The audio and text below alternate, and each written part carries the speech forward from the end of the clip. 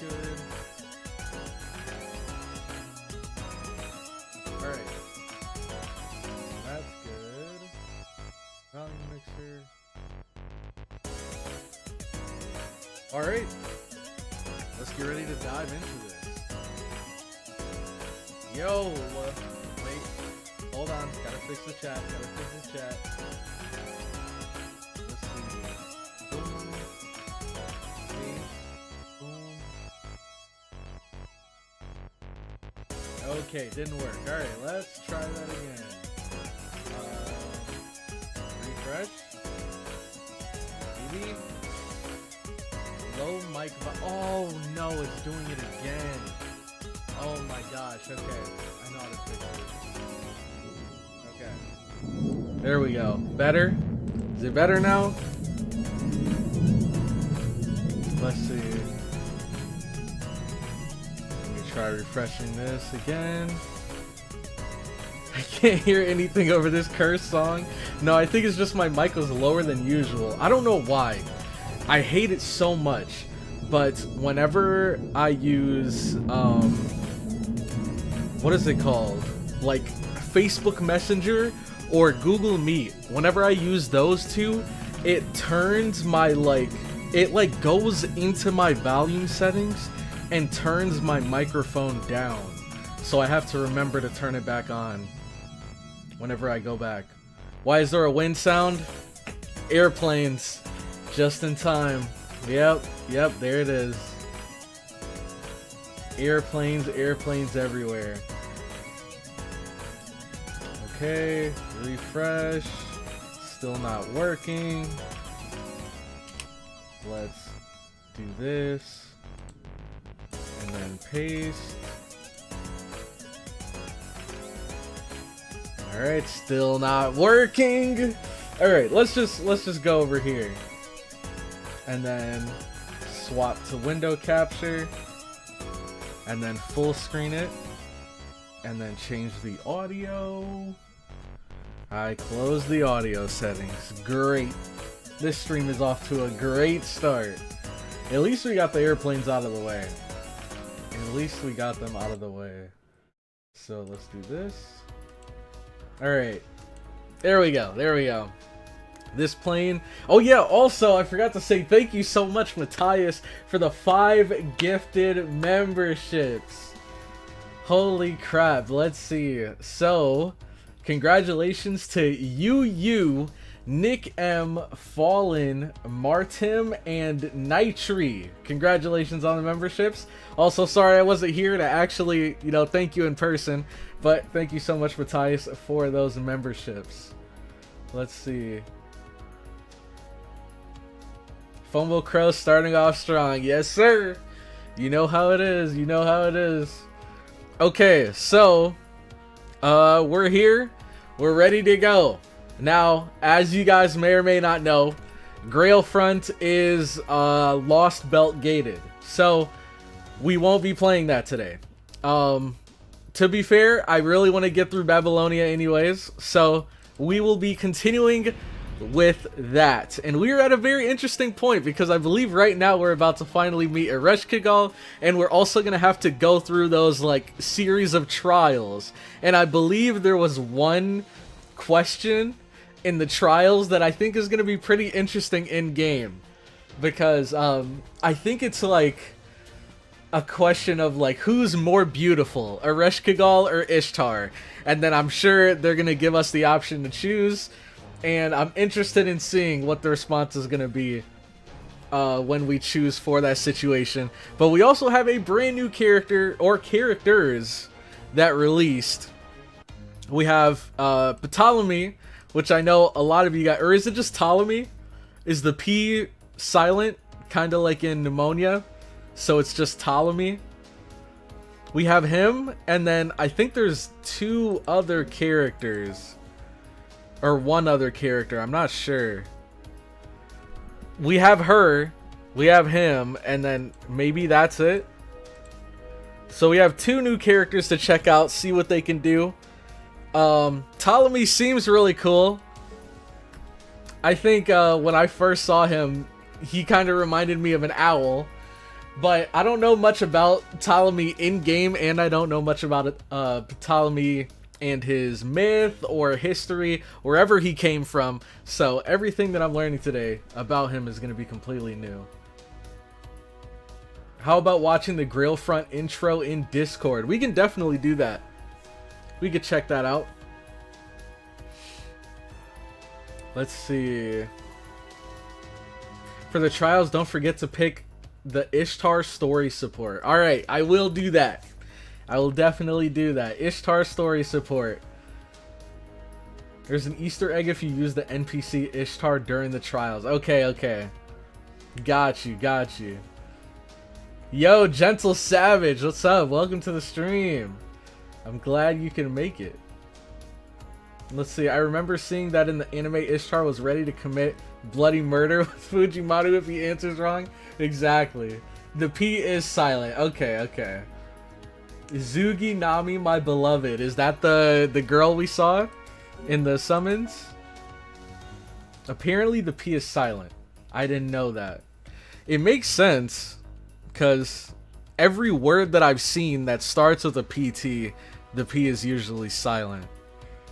So I guess it's just Ptolemy. The chat on stream isn't working. Oh yeah, I didn't set this one. Let me see. Hopefully this one works better than the other one. Okay, boom. There we go. At least this one's working. Happy about that. Okay, so let's check out the intro. Because I know you requested it and Akrios also requested it. So we can check that out. Alright, move over here. Okay, then we can full screen it. Mute this game audio. And then swap to this window here. Alright, so here we go. Intro, Grailfront, White Castle by day, Black Castle by night event. Let's see, the quality. Okay.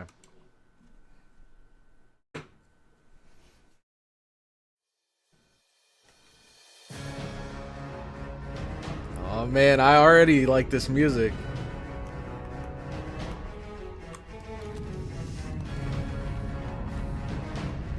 The scroll unrolling, revealing these new uncharted lands.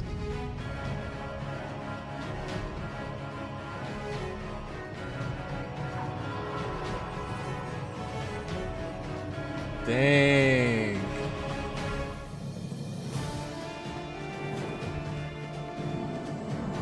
Dude, this is giving me some like Dynasty Warrior vibes. Oh, and this is the Zugi girl, or Sugi Tani. Whoa, was that Koyan? Okay. Taigong and Koyan of Dark. So that's probably why she had a banner recently. Huang Fei Hu and Neiza.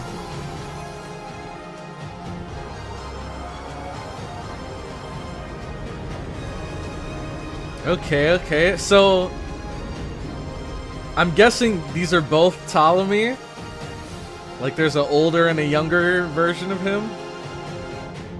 Maybe the younger one's like a skin or something. Grailfront. Okay. Oh wait, there's more? Or is it just loading?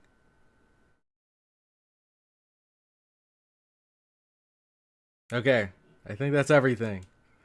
Alright, cool, cool. Seems fun. Like I said, it gave me Dynasty Warrior vibes, kinda a little bit Fire Emblem, maybe, kinda. But I definitely like the vibe we're getting so far from him. He, to me, it comes off as like a legendary scholar, you know? Like a big name scholar, maybe a philosopher, who knows? But he was definitely, or he could have been like a general or something. He's definitely someone that was in like a high position of power. Ptolemy is too complicated for Cloudy. Well, perfect timing, because I guess we can check out his oh my gosh, this is so annoying. I gotta keep moving my water because it's like blocking parts of my screen. Okay, right there should be good. Let's unmute the game. Okay, so you guys said it'd be best if we used Ishtar for the story. So we will still be trying Ptolemy, but it'll probably be after we get through the whole Ereshkigal situation. So until then, I guess we can check and see what he can do through the wiki. Let's see. Swap to here. Okay. Is this the right? Can we see his? Nope. I don't think this is the right one.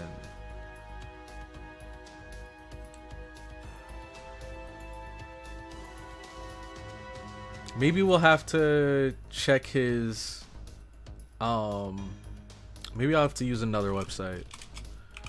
FGO. This one here. Let's see if we can find him. There we go. Oh. Wait, so this is the younger version of him. Does he start off as the younger version? I don't know. We'll see, we'll see. Ascension 1 through 2 is the young one when he was fighting under Iskandar. Okay, lore. Ascension 3 is him old when he was ruling Egypt. Holy. Ptolemy is amazing, character-wise, design-wise, gameplay, VAs. Dang. So they just hit every mark with him. Old Ptolemy is 3rd Ascension. Okay. I think it's interesting that they, like, in all the promotions and everything, they focus on the 3rd Ascension instead of the younger one. Let's see. His kid is pretty fun. My Ishtar, not the fake one with the shoe spray. Let's see. Fate Fandom, not Type Moon Wiki. Okay. Let's see. Fate Fandom. Ah, this is the one. You're right, you're right. This is the one. Okay.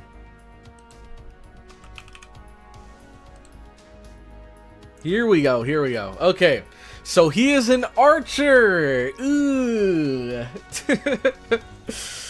Ooh. I love archers. I love archers just as much as the next guy. But I feel like out of all the classes on my account, I've gotten archers the most. So I don't think I have a whole lot of archer materials left. But we'll have to see. So, lawful balanced. Traits, okay. Hominidae servant, humanoid, king, loved one. Loved one, is this the Brynhildr one?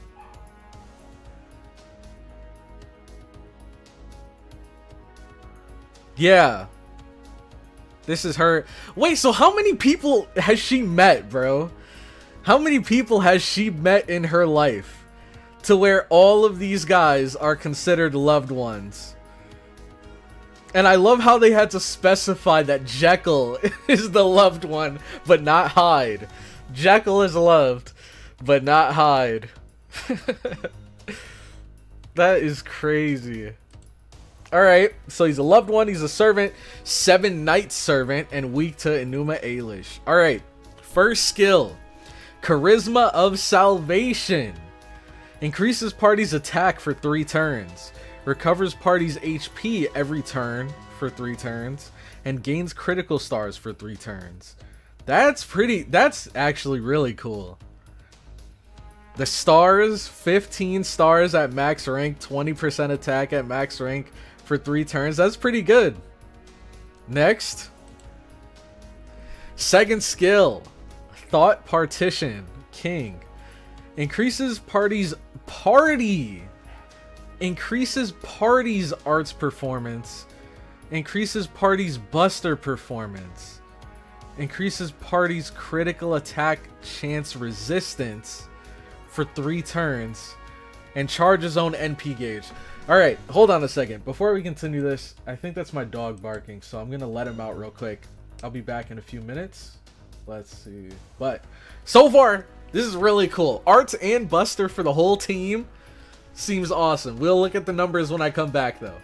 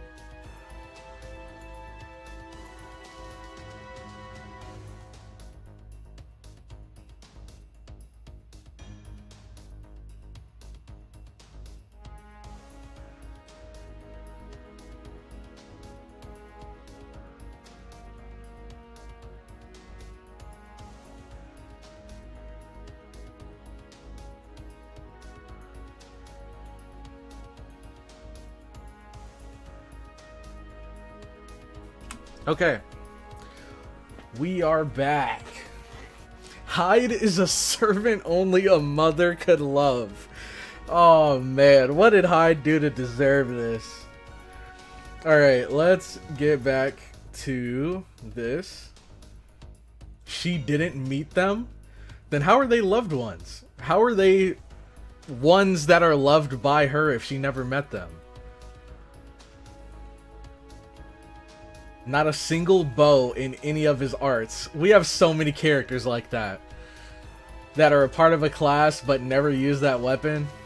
You need more archers, trust me. Let's see, it's not people she's met, it's people that fall into her definition of a hero. Okay, that's interesting. Your only loved ones are Babbage and Dante's. No, those are you guys' loved ones. Those are the characters you guys want me to love. Okay. So, this skill right here seems really interesting. Let's look at the numbers. Arts 20%, Buster 20%, crit chance resistance 20%, and NP 50%. So he buffs the whole team for Arts and Buster while also charging his own NP gauge. That is awesome. Now, you guys can tell me. I don't know how good critical attack chance resistance is because I haven't fought a whole lot of bosses that, you know, focus on crits or stack crits. So whenever I see crit chance resistance, it just kind of goes in one ear and right out the other. But I'm sure later on into the game it'll be a lot more enemies that abuse crits and give you a hard time. Okay, so this is weird. Stage 1 through 2 and Stage 3. Contact with Wisdom. 500% chance to transform self into Stage 3. What? Wait, so you're telling me I could get Ptolemy, level 1 Ptolemy, put him in a match, use his NP, and immediately jump to Stage 3? Or do I need to unlock his third ascension to... No, that doesn't make sense. Unlocking his third ascension before you can use this skill? I mean, maybe. But that's interesting. And why is it a 500% chance? Is there a mechanic that can, like, reduce your transformation chance or something? Why the heck is it 500%? Is that, like, just the cap? I don't understand. At level 1, he doesn't have... Oh, you're right, you're right. At level 1, he doesn't have this skill. Oh, that makes sense. He doesn't unlock his skill 3 until he gets his 3rd ascension, right? I see, I see. I want them to crit me, so for me it's not good. Wait, why? You must have a character that can maybe flip the script on them or something. Pretty good. All enemies have a base of 30% crit chance. Let's see. Plushy Mistress has a vid on how to farm with PTOLEMY. The 500% is due to how the code is written. Okay. So there's not actually, like... Ultimately, this number doesn't really matter. It's basically just he will transform into stage 3. Got you. Okay, so he charges his own NP 30%. Oh, now I see. Now I see why you said, where is it? Rory. I see why you said Archer Melusine. Because she also has NP that, like, changes whenever she activates her 3rd skill. Increases own NP damage for 3 turns. And then... So this is when you're in your 3rd ascension. 500% chance to transform self into stage 1. Increase NP generation. Critical damage. And C-star absorption. Interesting. Gains critical stars. So you get 30% generation. Oh, wait. And is it... Wait. Oh, this is the skill. Okay. So... He transforms. And this one gives him critical damage, star absorption, free stars, and NP generation. And this one gives him more damage and more MP. Okay, okay. Got you. 50% crit damage, 500% absorption, which is pretty crazy. 20 stars. Dang! On demand? This guy's gonna be a crit monster. He gets 20 stars on demand from that skill, and he gets 15 every turn from this skill. Holy crap. Okay. Anything new here? Increases party's bond points. That's interesting. Buff removal resistance. Just natural. Okay. And then here we get to the NPs. Okay, so his NP changes based on what ascension he's in too. So when he's in stage 1, it's Buster. Ignores defense. Deals damage to one enemy. Reduces their defense by 20% for 3 turns. Ooh. Now, is this another one of those situations? Well, I guess it doesn't really matter. Because he ignores defense when you first hit them. And then after he deals damage, it reduces their defense by 20%. That's pretty cool. And then he gets a damage buff for overcharge. Hey, can't be mad at that. Can't be mad at that. That skill is basically Melusine's 3rd skill, but it goes 2 ways. Oh yeah, because Melusine can't change back. You're right. Stage 1 is a card's DPS, and Stage 3 focus more on NP damage. And that... Okay, that synergy is actually crazy. I'll get into it more once we look at this next NP. Because, holy crap. So let's see. Stage 3 ignores evasion for 1 turn. Damage to all enemies. There you go. So you go from single target to AoE. Reduces their defense by 20%. and then you get more NP damage based on overcharge. But one thing I did notice is the multipliers. Dang. Yeah, the multipliers. So I guess it kind of makes sense because it's single target compared to AoE. I think all AoEs have lower scaling than single targets. Or else what would be the point in ever using single target? But this is interesting. So when he's in his third ascension, it's arts, and his first and second ascension is Buster. So if we go back to this third skill here, first, second ascension, he has a chance to transform himself into stage 3, charge his own NP gauge, and increases NP damage. So you pop this skill, or you could pop this skill, and then you get NP gauge and more damage on this AoE arts NP. But if you pop the skill in your third ascension, then you get NP generation rate, critical damage, C-star absorption, and critical stars. So, since it's a Buster NP, does this not generate any NP? Like this, using a Buster NP doesn't refund you any NP gauge, right? So the NP generation rate would only be for arts cards, right?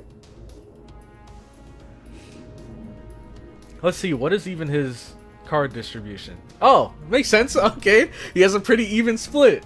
So 1 quick, 2 arts, 2 busters. Makes sense. No, okay.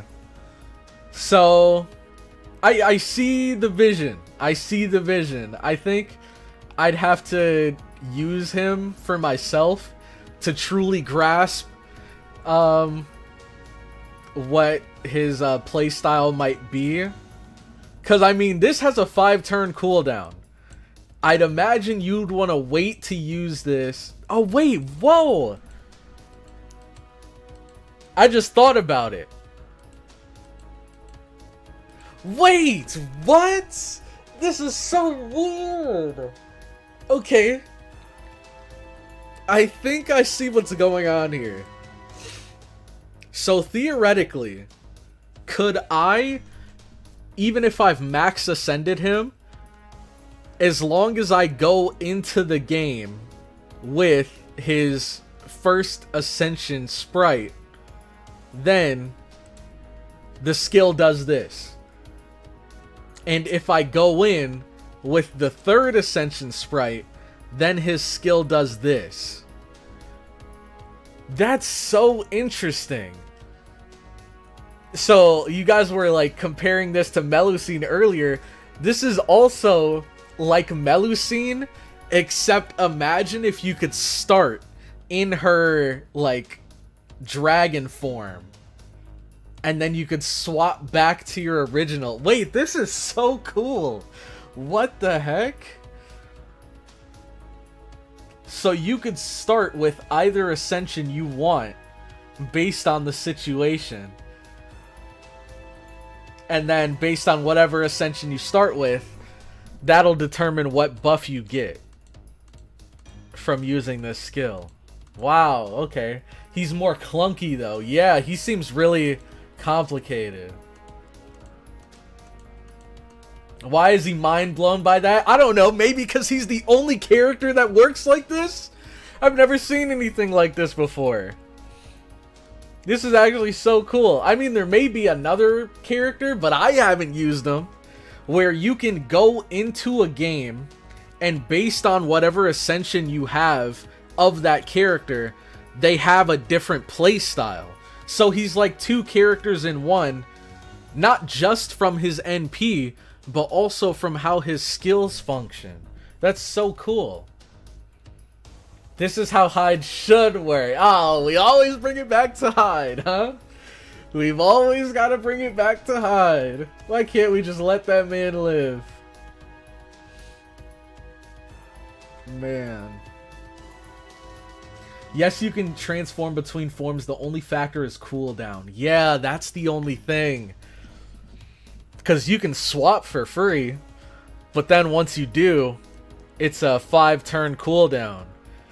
And we know there's characters out there that can like lower the cooldowns and stuff. But dang, that's so cool. Like initially going into this, I thought that you would always start as his younger form, and then you'd use this skill to go into his older form. But since it's tied into his ascension specifically, you can start with whatever form you want and swap to whatever form you want. That's so cool. Why the hell would you want to go back to Jekyll? Oh my god, here we go. Think about this. If you don't want to change your ascension, the third skill is useless. Well, why would you not want to, though? Because even if your game plan is to stick to third ascension, you can just start first ascension and immediately pop skill 3. And if your goal is to stay in first ascension, you can just start your final ascension and pop it to immediately go to first ascension. I can't think of a situation where you wouldn't want to use this skill.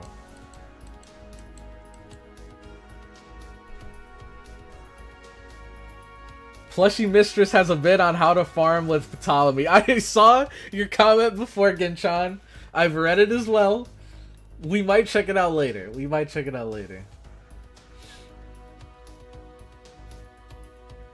I meant swapping after the first use can be troublesome. Yeah, I'd imagine there aren't a whole lot of situations where you'd use this twice.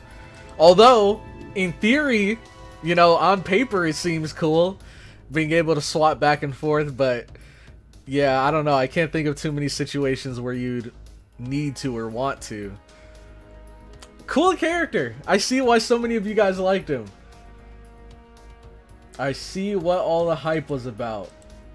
Oh, we still gotta check out the other girl. I almost forgot. What was her name? Sui something? Suigetsu. I don't think it was that. Was it? Nope. Do you guys remember her name? It was Sue something.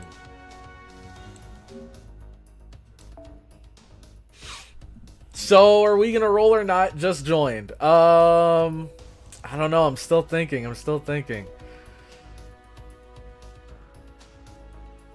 Sugi Tani, not Sui. Okay, Sugi. Sugitani Zenjubo. That's a cool name, Sugitani. Wow, I like the art. That's cool. Okay, she looks just like an average, you know, soldier that you'd expect, but I'm sure there's a bit of a twist, something that makes her a bit cooler. Okay, so she's an archer as well. 2 archers? Oh my gosh. But she is 3-star. Okay, first skill. Sniping environment. Increase own buster performance for 3 turns. Increase own critical damage of buster cards for 3 turns. Okay, so we got a little bit of Orion action going on here. Buster damage, buster crit damage. Okay. Love this. Next, disengage reloading. Removes own debuffs. Grants self-regeneration buff. Increases own critical damage 1 time for 5 turns. Every turn for 5 turns. Hold on. Let my brain process what I just read there. Increase own critical damage 1 time for 5 turns. Every turn. So do they stack? Or does it just refresh every turn?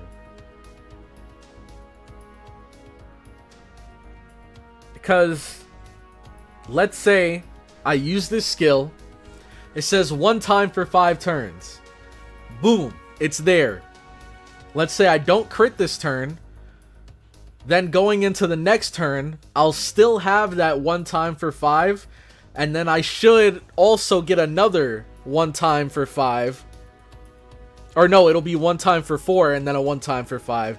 So technically 2 times. Is that how it works? Technically 2. And then gain C stars every turn for 3 turns. Okay, that's interesting. Wow. I really like the remove zone debuffs. And this seems interesting too. They can stack if you don't crit. Okay. Proper sniper, yes. Other characters use snipers and muskets like Nobunaga. Alright. Now for the third skill. Camouflaged sniping. Grants self-evasion for 3 attacks, 3 turns. Increases own critical star absorption of Buster cards. She better be triple Buster. If she's not triple Buster, this is a ripoff. Grants self-regeneration buff. Increase own buff success rate. 5 turns. Every turn for 3 turns. Oh my gosh. She has so many skills like this. So I guess, I don't know. I mean, I guess this is just good against enemies that decrease your buff success rate. I don't know how common that is, but I can see this making sense. I just feel like for most situations it won't really matter, since I don't think there's anything here that has a chance of proccing without that debuff. Okay. Now for the NP. Upgrades after Interlude 1. So let's look at the upgrade. Okay, Buster. 85 per... Oh, this is what it's for. This is what it's for. I see. I see. This is what the buff success rate is for. 85% chance to ignore evasion. 55% chance to increase own NP damage. Oh my god. Wait, that's so cool. Deals damage to 1 enemy. 500% chance to remove own buff success. Okay, okay, I see. Wow. That's interesting. So, let me see again how much it gives you. Was it here? Increase. So it's by 15%. 5 turns. Every turn for 3 turns. So you could get a max of 45. A max of 45% success rate. If you wait out. Well, if you pop it and then wait 2 turns. Then use the NP. Then you get 45%. Which will guarantee the ignore evasion. Guarantee the first NP damage buff. Guarantee the second NP damage buff. Deals damage. And then you lose the buff success rate up. Wow, she really is a sniper. Holy crap. Wow, I love these skills. Not because of how crazy good they are, even though they are, at least to me, they seem pretty good. I like them more so because of how well they play into, or how well they demonstrate how they want you to play her. She seems like she's the kind of character where you want to maybe pop these skills a little earlier and time them so that you'll be able to take advantage of them when they ramp up. That's so cool. Like the critical damage one, and this one especially. That's so sick. 1000 damage multiplier. Oh, I didn't even see this down here. Overcharge. Oh my god, this character. I can't imagine what the difference in damage is compared to if you use her NP and miss these procs, compared to if you use this NP and you land all of these procs. Oh my god. Holy, this character. She seems so fun for a 3-star. Wow. I love her. Grailed her to 80 and eventually 90. That is sick. That is sick. Let's see, with a good NP strength CE and an NP buff master command plus NP level 5, that's a lot of single target damage. Yeah. Holy, imagine this with a Black Grail. She's got plenty of time.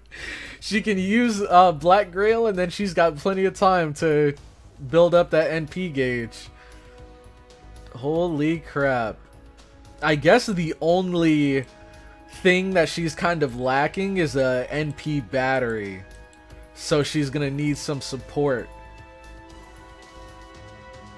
And I don't know. I mean, I still am not 100% sure how NP charge, attack, and defense really works. But let's see. Yeah, I don't know the math behind all of this, but this character seems fun. I definitely like to use her for sure. All right. So, the question of the day. Do we roll for Ptolemy? Do we roll for Ptolemy? You know what? Okay, is she...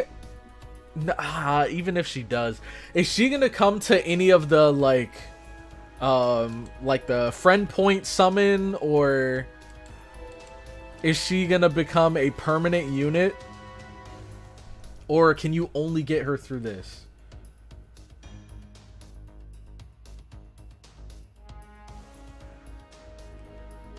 Do a poll, maybe? I don't know. If I do a poll, I feel like the answer is going to be obvious. Everyone's going to say roll.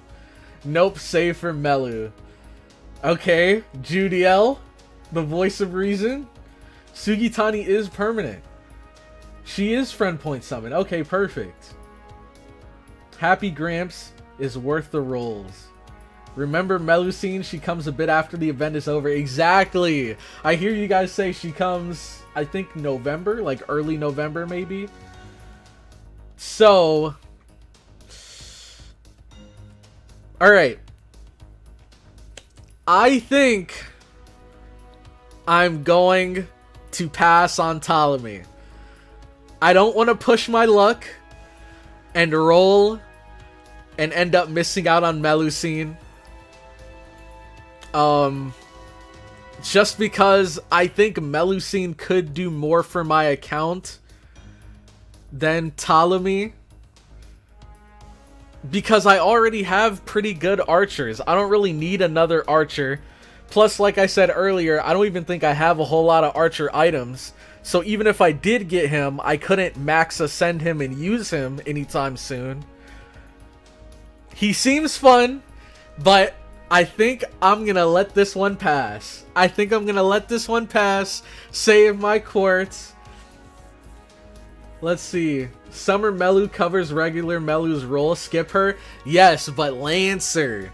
Lancers, man. I need a big, heavy hitter Lancer. Once I get that, then we're chilling. Can't believe you would make an old man sad. You don't need 2 Melusines in your Chaldea, but if I had them, though, that'd be a pretty dang strong Chaldea, I'm not gonna lie.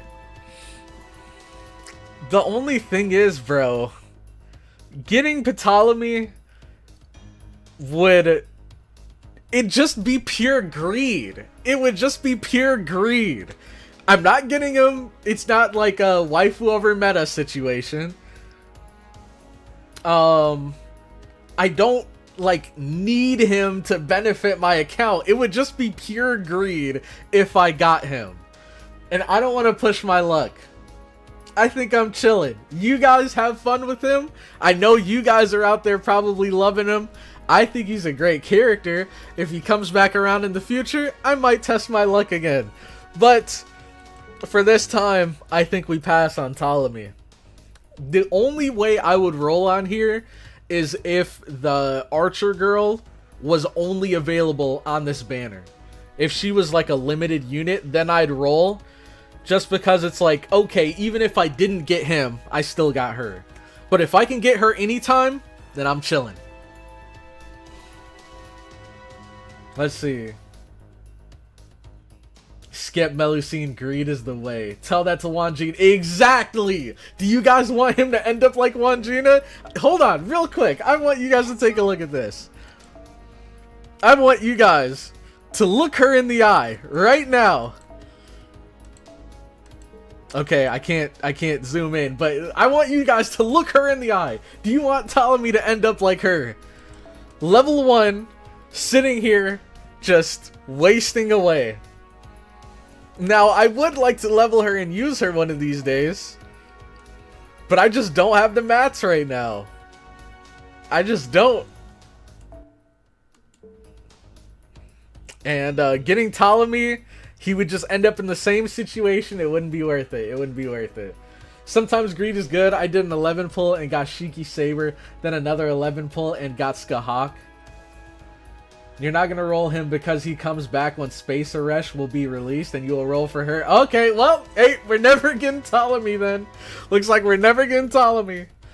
If it's him or Space Aresh, I'm getting Space Aresh. I don't care how good she is. I don't care what she does. I'm getting her. 100%.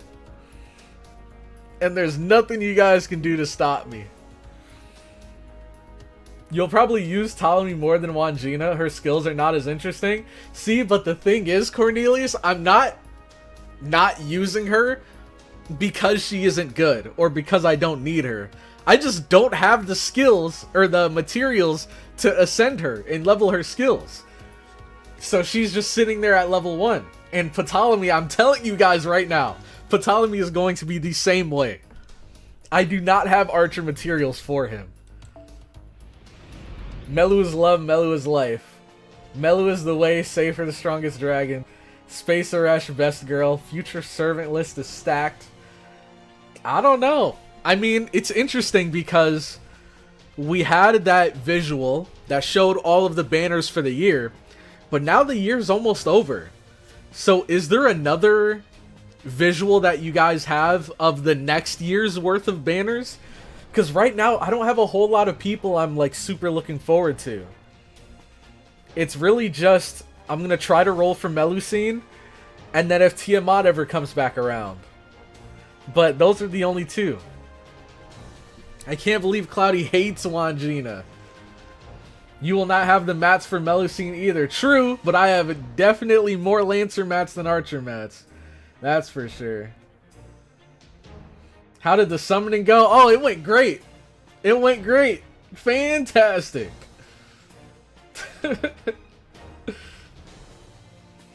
Yes, should be easy to look up. Okay, let me see. So what would I even look up? FGO, JP. I don't know. What? How far ahead is JP? Can't believe he hates Australia. Is JP like 1 or 2 years ahead?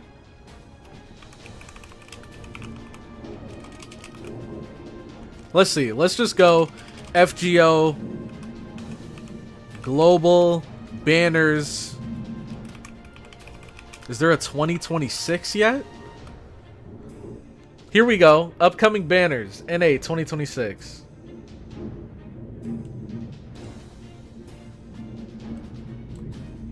Whoa! Alright, let's get into this. I already see some cool characters coming up. This is the right list, right? On Discord? Let's see.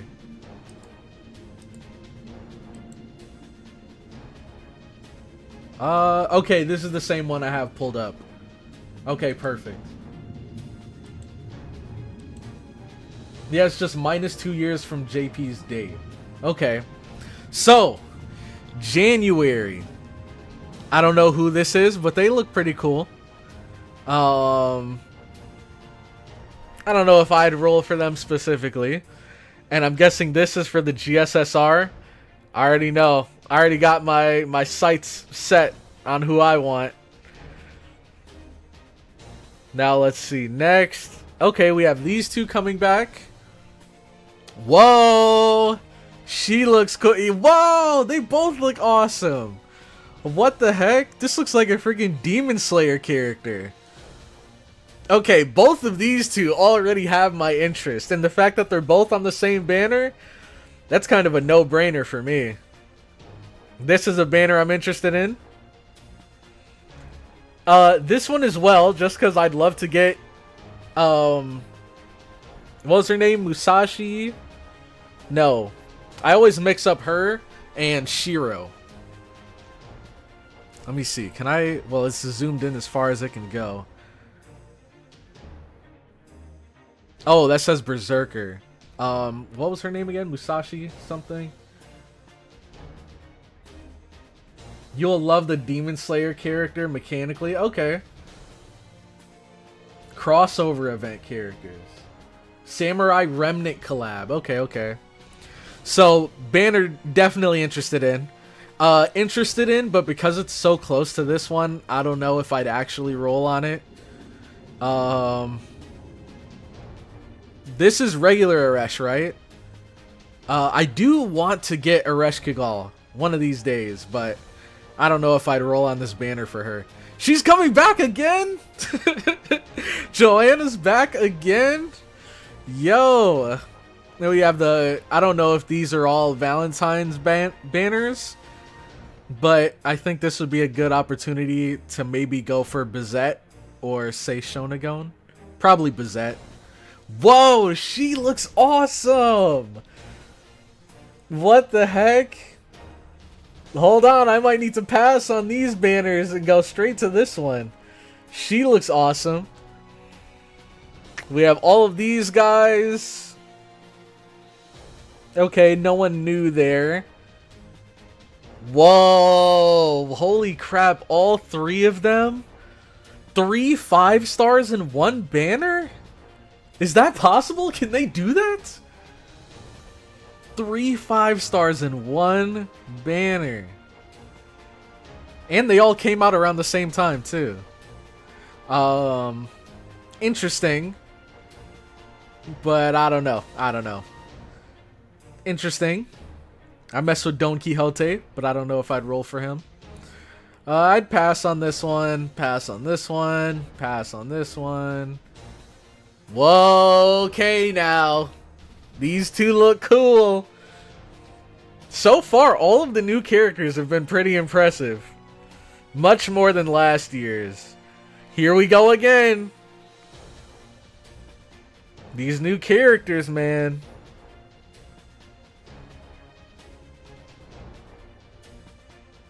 Is this who I think it is? That's all I'm gonna say. Is this who I think it is? And then I'll wait to see what you guys think.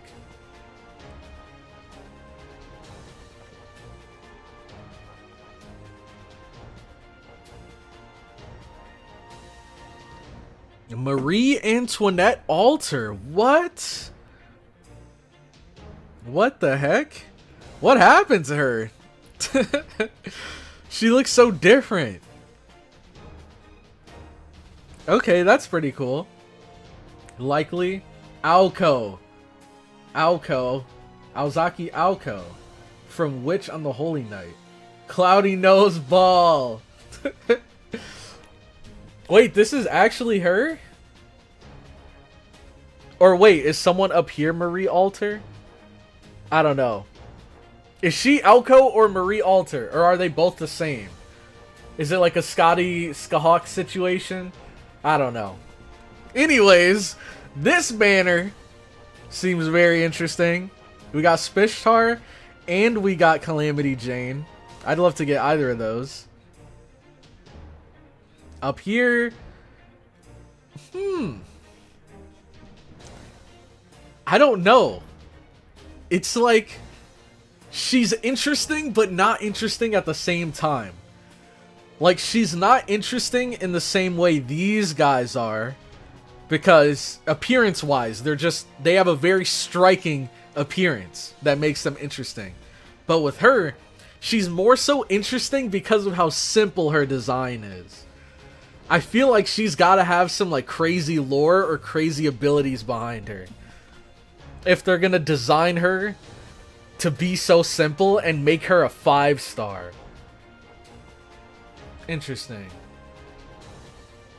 That's a penguin. She's one of the cooler NPs in the game. Yes, you should roll for those guys. Marie was the girl in white in March. Oh, this is Marie Alter. Okay, and this is Alco down here. Got you. Okay. Alright. Oh, man. Got a rerun here. Okay. Okay. Summer banner. I'd like to get Okita Summer. That'd be cool. No. I was about to ask if this is new, but Kama already has a summer. I'd probably still potentially roll on this banner. I'd like to get either of these two. Now we have Constantine. Oh man, she's back. Draco's back. And, hold on. Step aside, Draco. Let's get this NP5 Locusta. Alright, and then we have Jacques Demolay coming back. And then we have Tiamat. So, the next Tiamat banner is next year in June. Holy. And that's if we miss the New Year's GSSR. If we don't get her there, then we have to wait till June. The Draco event rerun. Alright, we got Gramps here. Gramps and Jack the Ripper. We got Taigong and Dobrynya. We have some new characters here. Another... Is this another, like, duo servant? Where it's, like, multiple people in one servant? I don't really know how to feel about them. They feel out of place. Is it just me? Or do they look out of place? They don't look like fake characters. I don't know. They look like they just broke into here from some other anime. And then we have both of the Kiyohimes. For 3 banners? They're really trying to get rid of these. 3 banners straight. Where Kiyohime's featured 4-star. Holy crap. Oh man. We have the... Is this the Ash? The Ash rerun banner and Berserker Toria? Oh my gosh, bro. These what the... Bro, these banners are nuts. She looks awesome. She looks awesome. She looks awesome. She looks awesome. Holy crap. I'd love to get Karna. Is this a new BB? Do my eyes deceive me? Or is this a new BB? Summer Jufu. This is Space Arash. This is Space Arash? Oh yeah, you're right. Spaceu. Ereshi. Wait, Ereshu Kigaru. This is Space Arash Kigal. She looks insane. I guess if you just put anything in space, it just gets 10 times cooler. GBB. How come Lasengo lets you have 2 summer forms? So this is a new BB? Oh my god. There's so many. Whoa, what is this? What is that for? Oops.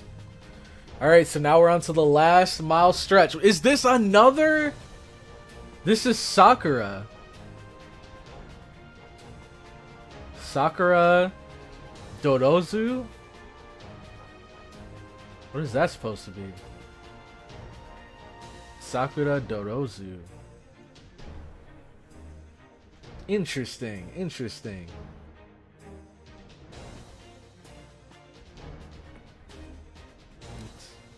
Kazura drop. Another King Protea Melt Passion Lips group. Okay, got you, got you. This another Sakura face. Okay. Whoa! Who is this? Wait. Is that... Oh god, is that a she or a Tsu? I can't tell. I think it's she. She-ta... I don't know. I don't know who this could be. Because it's not like a common name.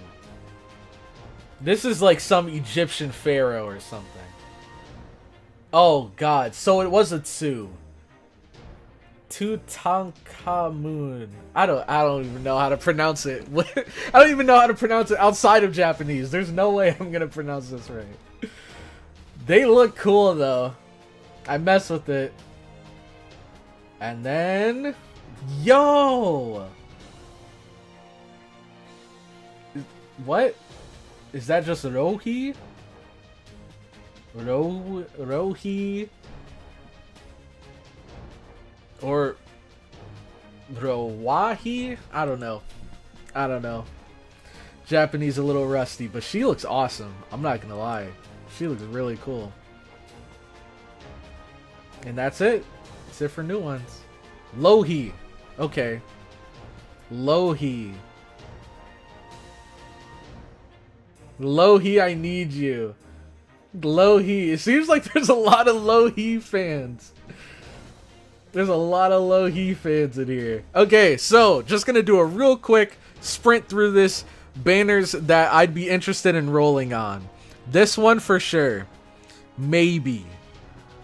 Probably pass. I do really want her, but probably pass. Definitely.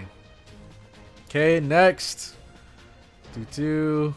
Definitely. Definitely. Definitely. Maybe. Potentially. Potentially. I wouldn't be surprised. Maybe. Maybe. Definitely. And that's it for this row. Next.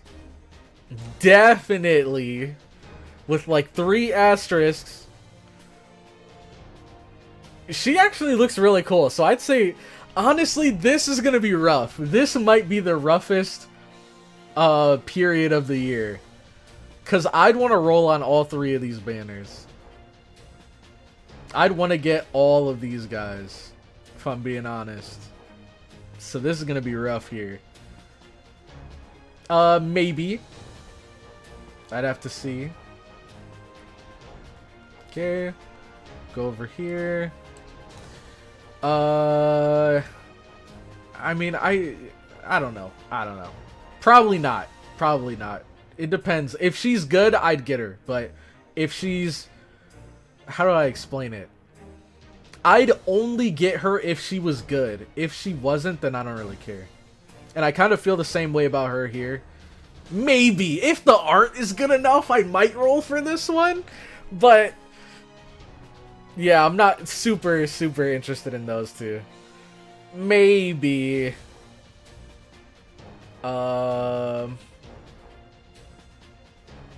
Oh, this might have to be a definitely. This might have to... Holy crap! Is this for a GSSR or something? But this might have to be a definitely. Just because if I roll on this banner... I have a chance of getting a Cuckoo dupe or a Tez. And I'd take either of those. This one's a definitely. Yep, and that's it. And then a maybe at the end. And that is it for that. Okay. Now, let's head into Kutha. Goodbye, goddess of the underworld. So you guys said we should bring Ishtar. Let's see. Does it have to be the story Ishtar, or can it be a friend support Ishtar?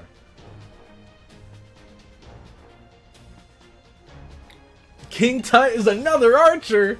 Well, hopefully by then we'll have like a good amount of characters from all the classes. So it wouldn't really matter if they were a class we already have. It has to be the story one. Okay. Let's do it. Okay, story right here. So, we have Aresh. We have him. She's Buster, right? I don't think it really matters. What's Nobunaga at? Bond 1. Okay. Let's do this. Oh, wait a second. I almost forgot about her Bond CE. That's free damage. Here we go. Alright.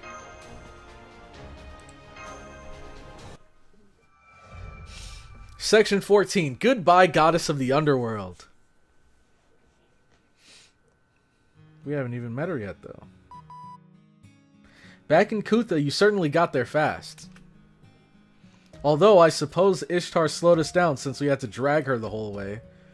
If only Quetzalcoatl wasn't around, I could have escaped. Give it up, Ishtar. You promised CloudyCrow too, right?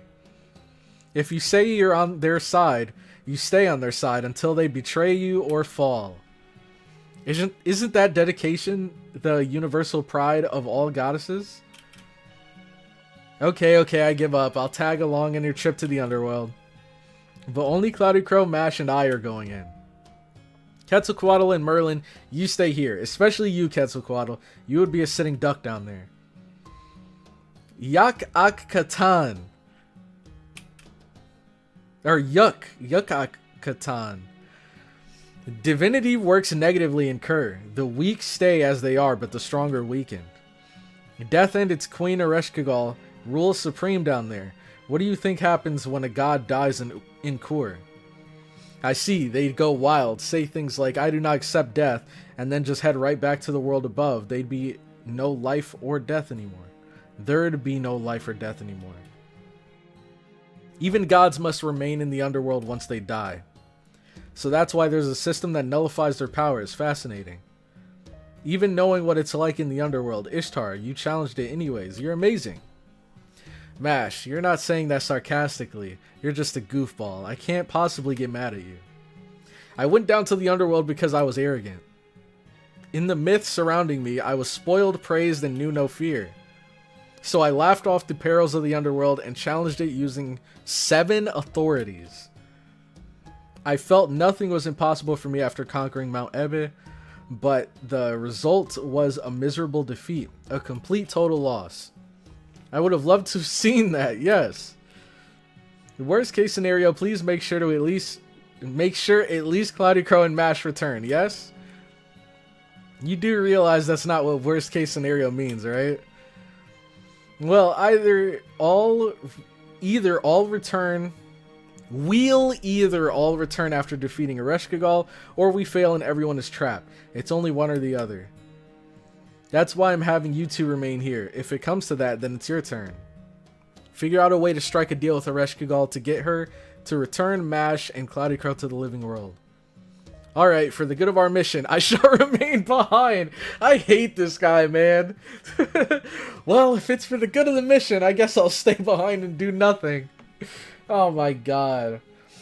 Hi, Cloudy, dropping by with a quick, important question. Would you rather double the length of your arms, legs, or neck? Definitely arms. Definitely arms. I think it'd be sick.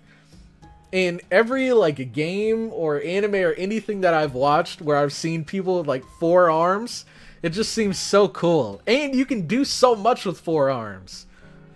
Right? I could be playing this game while doing something completely different on my other monitor.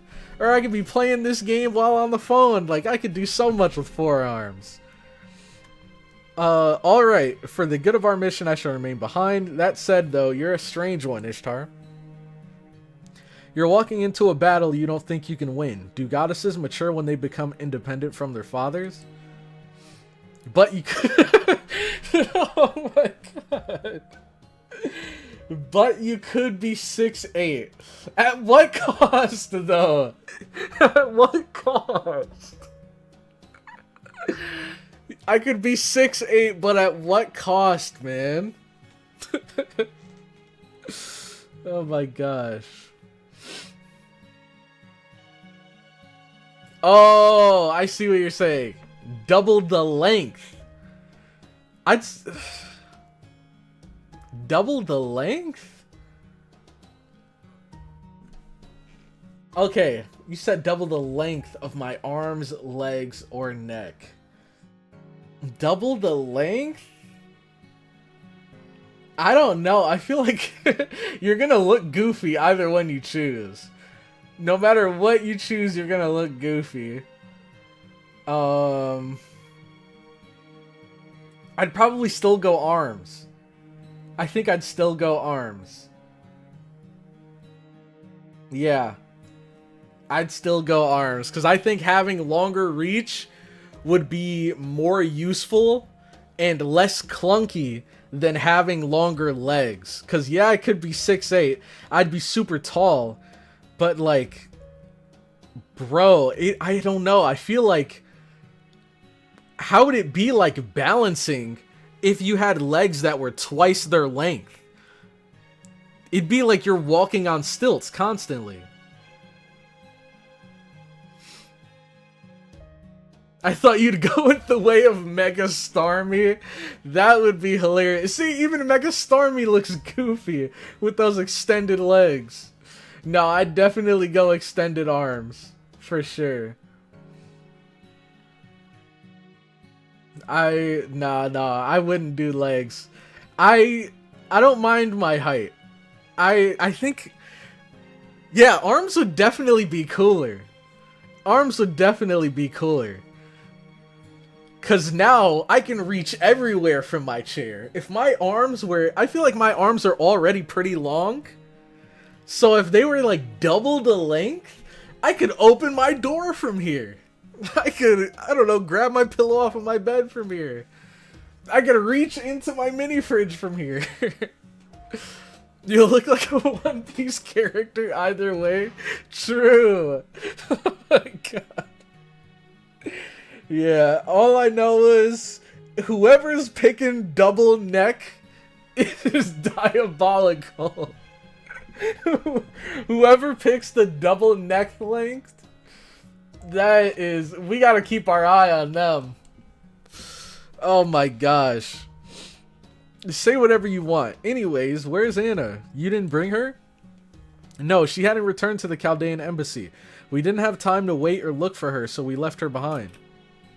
I see. Well, she'd be useless in the underworld anyways, so I suppose that works out regardless.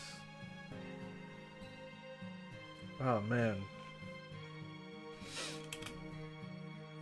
Then, let's begin. Are you really okay with this, CloudyCrow? Let's go to the underworld.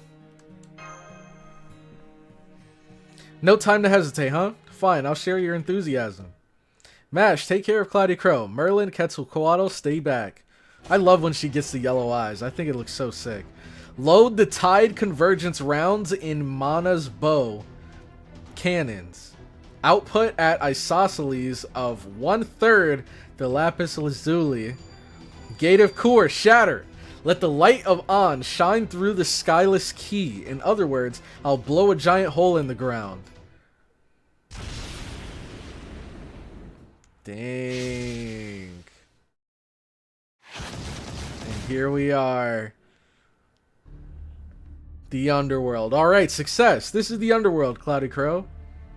Ow, are you right? Are you alright, Master? I managed to guard you with my shield, I think. Ishtar, why do you have to be so Ishtar? Can you do spells that aren't twinkly, Ishtar? I can teleport too, but if I teleport into the underworld, it'll be scary afterwards. If my powers are sealed the instant we arrived, we'll all just fall and die. It's better if we don't have to teleport. You can get to the underworld by digging through the ground after all. Huh? Wait, isn't that what happened in the anime? I think it happens later on in the story, like after we meet Tiamat. But didn't they like enter the underworld and fall? Huh? What did you just say? Good, I got through. You said you were going to the underworld, so I was worried I might not be able to observe you. Guess I was wrong. I mean, you really just underground. The real deal Age of Gods is amazing. The underworld is physically linked to the real world. So it's true. It wasn't like some area in another dimension. Of course, in the Age of the Gods, the heaven, the earth, and the underworld are all stationed in the same layer of scroll. The afterlife and the world of the skies become metaphysical only after the end of the Age of Gods. Then this is really the underworld. Yes, truly a surprise. This underground cavern is unthinkable by our understanding of geology. Oh, Senpai, what are those? Those long, narrow things scattered around. They look like bird cages. Oh. There are lights floating around inside them, too many to count. It's best you don't get near them. Those lights are the souls of the dead, of humans who have died on the surface. Could those cages be Gilgamesh?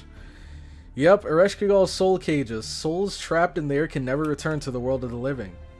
When the physical body dies, the soul starts to fade, then disappears, but Ereshkigal doesn't let that happen. She cages up the souls of humans she likes and keeps them at her side to enjoy for tens of thousands of years. Bare souls like that, humans without a body, feels cold, very cold. So they start to freeze, beginning with their limbs until they eventually become living ice. One would rather fade away than feel that pain, but these trapped souls can't even do that. They have no freedom. Until Ereshkigal bores of them, they have to stay there like that, writhing in torment. Then the souls that withered to death on Earth are here too? Most likely, there are more soul cages here than before, probably thanks to the work of the Three Goddess Alliance. I wonder if she's trying to make a kingdom of the dead. She was never cruel like this in the past. Where is Ereshkigal? Over there, on the other side of the narrow cliff path, Ereshkigal's palace is beyond the 7 gates. She can't step 1 foot outside of that place. So she's trapped inside too? Ereshkigal a goddess? Who knows, they say it's what the gods decided, but it's none of my business. Anyways, this is where CloudyCrow and Mash come in. We'll start by going through the first gate over there. Doing so will help you understand the rules of the underworld. So she says, Senpai. Well, to start, should we get closer to it? Oh wow, that's it's a pretty primitive gate. I was expecting like an iron gate with like blue soul flames or something instead of just 3 rocks. Answer me, answer me. You who live, you who have fallen into the underworld, tell me how your soul should be. CloudyCrow, you'll get a binary sort of question. The underworld gates are fair and logical, and their job is to test whether a soul is good or evil. The good and evil are equal in value, so only the values of that human, the chooser, change, so there's no right answer. No matter which you choose, we will have to deal with an annoying trial. Just pick whichever answer seems easier. Now, sinful CloudyCrow, answer me. Huh? She got called by name. Standards of beauty seem diverse, but are absolute. Black wins over white. The earth wins over the heavens. Then, Ereshkigal or Ishtar? Which is more beautiful? Hold on a sec, that's different from before. Alright, a question with not a scrap of logic. Which is it, CloudyCrow? Sorry, Ishtar. Sorry, hate to do it to you. Ah, betrayed at the very first gate. Oh, I get it. That's not it. This is a battle of wits. Isn't that right? As long as you compliment our Escargal, the enemy will weaken. That's what this means, right? Yeah, surely. That's what you're trying to do. Awkward, but very well. Bro, this gate's over here just trying to instigate. What the heck? Awkward. I don't know, Ishtar. I wouldn't let that slide. He's trying to get us to turn on each other. Oh, man. Alright, so here we have a battle. Yes, the fights do change based on your choice. Okay, that's cool. Alrighty. Let's do this.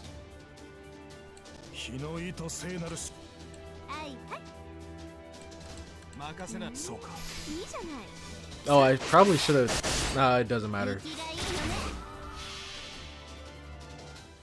In the anime, we got one. Now you will see all 7. Okay. I wonder if they're all gonna be that petty. Alright, that's the first wave. Second wave. Let's do this so that we have it next turn. All allies. And then I don't know how much this gives. Probably a good amount. So I think I'm gonna use this. And then this. Okay. So we have that going.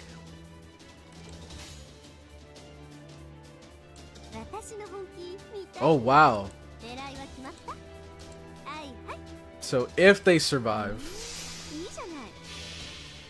then we can refund some of our NP.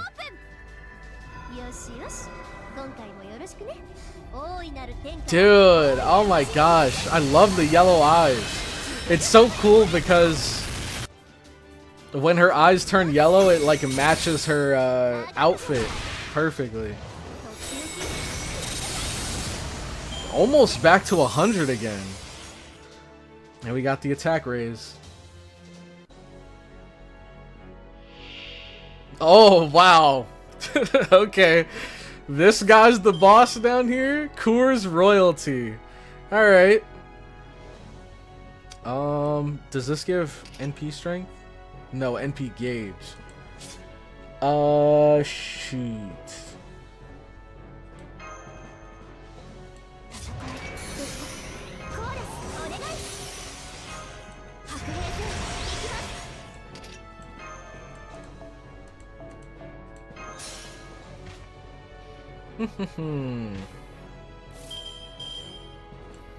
What does she get with overcharge? Buster effectiveness. And she gets chaotic and divine. I don't know if this guy is chaotic or divine or threat to humanity. I mean, maybe chaotic. I don't know. He doesn't look very chaotic. He's kind of just chilling. Let's use this. I mean, this should definitely be enough. Oh, resisted though.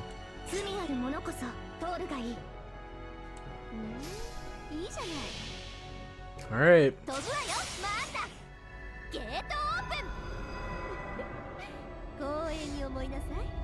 Let's see. Even resisted. Let's see how much it does. 34 only. Ooh.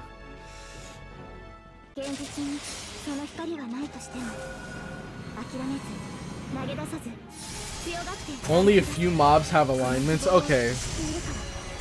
So alignments are mostly for servants then. Wow. Wow, this guy has to be the luckiest skeleton on the planet. 170 is so troll. Skeletons are definitely not one of them. Alright, cool. Now I know that going into future battles.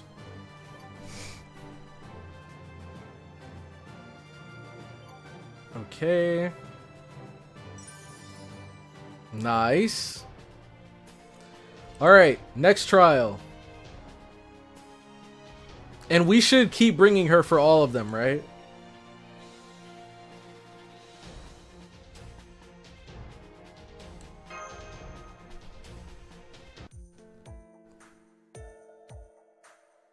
Enemy forces have been defeated. Looks like we can move on, Senpai. Yep, okay. Wow, what a deep and insightful question that was. It sounded like pure evil to me. I hope it's not going to be like this the whole time. Well, maybe it was just a one-off thing. Ishtar and Ereshkigal are the goddesses of heaven and earth. That makes them good benchmarks for comparison. I hope so. Now then, we just need to pass through the gate itself. Yes, it doesn't seem like there's any kind of trap either. See, I went through and nothing's happening, Ishtar. Oh boy. I got a bad feeling. Seems so. That's a relief. Thanks, Mash. Alright, let's get moving. Okay. So that was the first gate. Ah. Oh, see, this is what I thought would happen. Ishtar, what happened? Is something wrong? Oh, something shocked me, but I'm fine. I just got the chills when I passed through the gate. I don't see anything. Anything. Hey, do you feel something weird?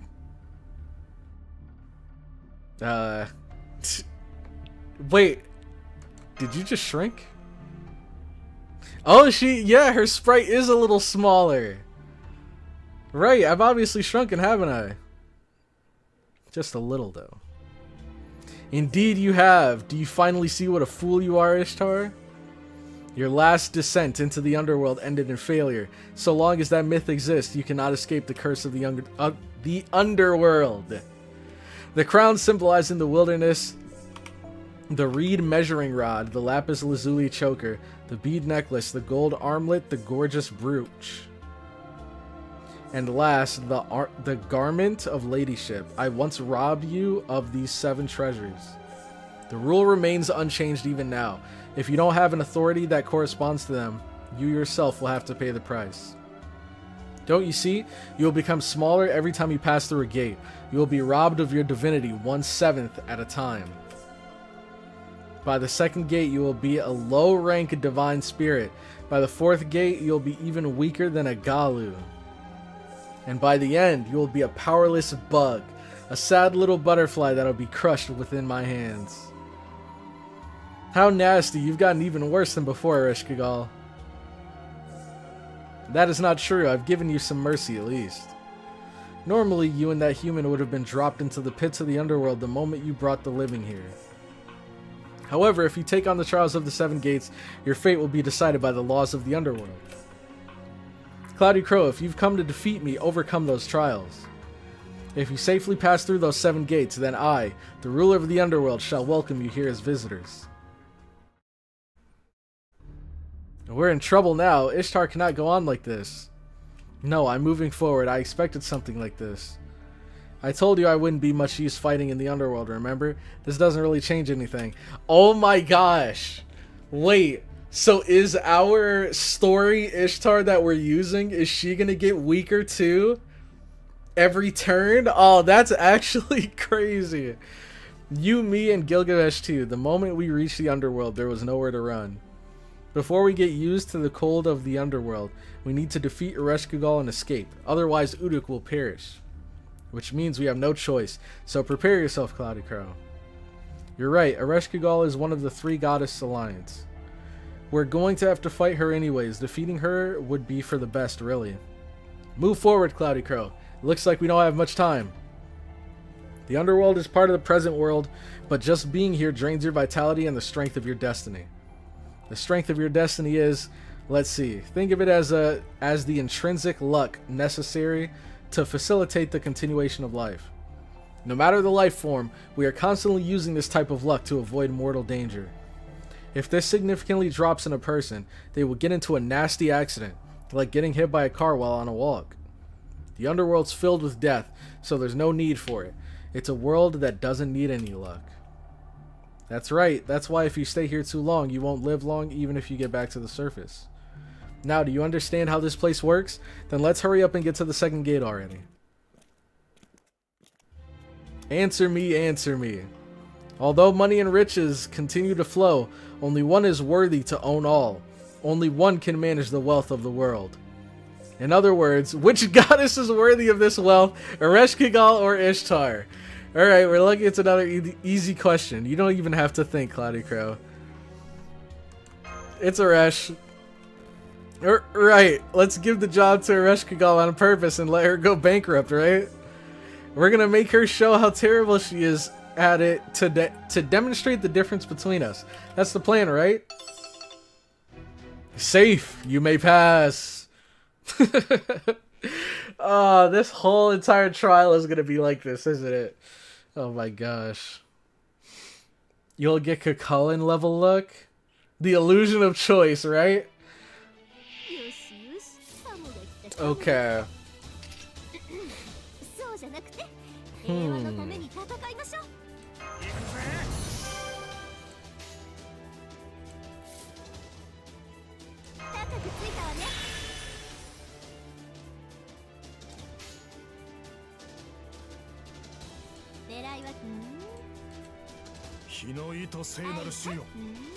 Okay.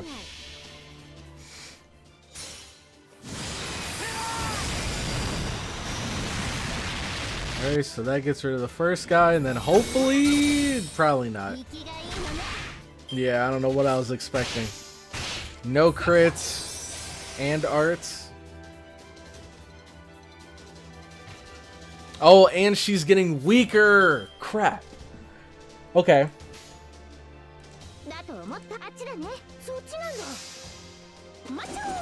Yeah, she can handle this.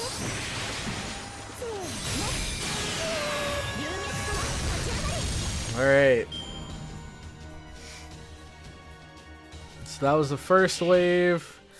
Next, we just have one dude here.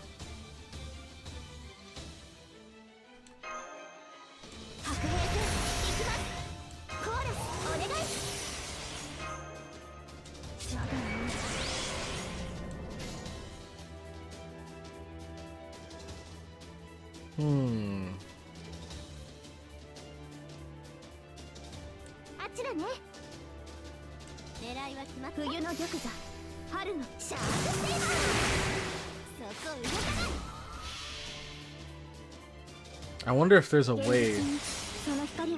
Shoot.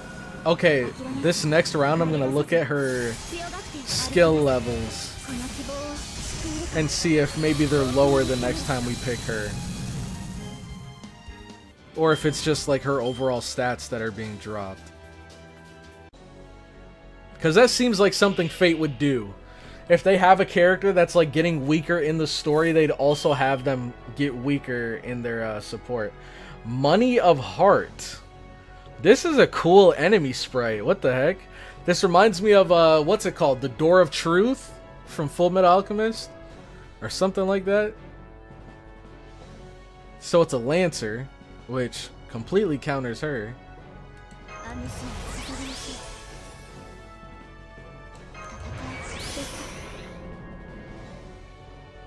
We don't need to use this right now. Let's instead use this on her. And then we'll swap him in. And then just use this. Shoot! Close. But no cigar.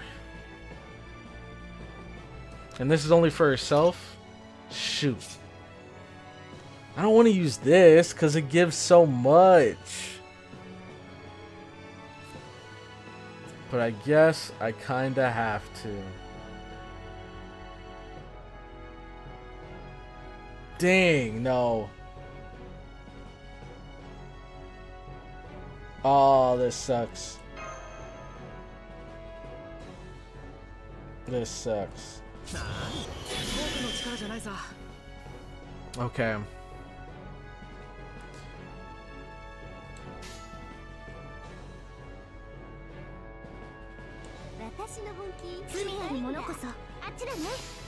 Okay. Probably the first person in existence who thinks this door is a cool character design. I think it looks sick. You have the... Like, it's not just an ordinary door, you know? It's like a stone door with a, like, stone statue woman with, like, a blindfold on.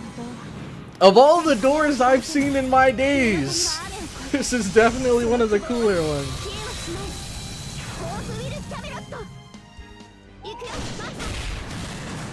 Alright. Oh, hold on. You might actually be able to loop. Let's see. Ooh, close. I don't think it matters, though. We should be okay.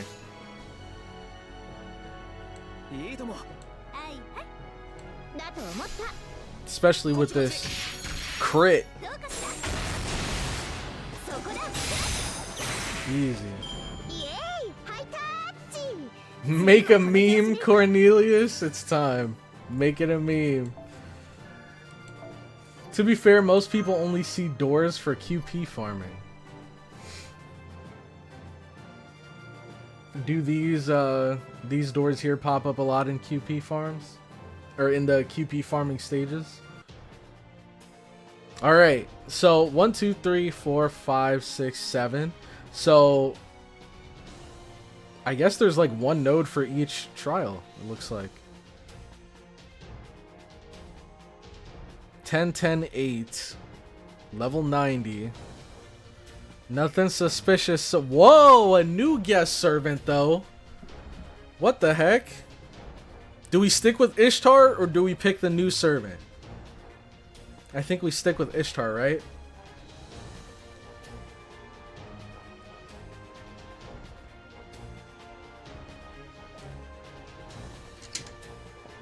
Oh, those doors are the only enemies in the QP stages? That explains why they were called the something of money or something of wealth. Stick with Ishtar, okay. I wish they weren't sometimes, but it's literally the only time I get to use Voyager. Okay.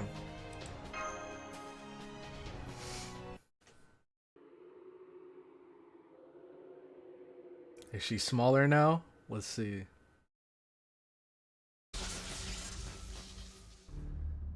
Oh yeah, she is getting smaller. I got cursed again. I guess it's useless even if I block it with magical energy at max power. At this rate, not only will I be unable to fight, but Ereshkigal will crush me like a bug. Are you sure? It doesn't look like your bow's destructive power has declined at all. You may be shrinking, but you are still helping in our battles. Sorry, I've about reached my limit though. Soon I'm going to run out of energy, so I'll leave the fighting to you two. This isn't good. We're only at the second gate. How far can we go without Ishtar? I wonder if she's gonna start like entering battle with debuffs. Mash and I'll take care of it. Yes, of course. I shall do my best so I don't let you down, Senpai. Gate 3. The third gate's ahead. The enemies of the trials are definitely growing stronger. I hope we can get through this one as well. Choosing answers that favor Ereshkigal is clearly making the battles easier, but no, I don't care. No matter how tough it is, there are some things that a woman just can't give up, Mash.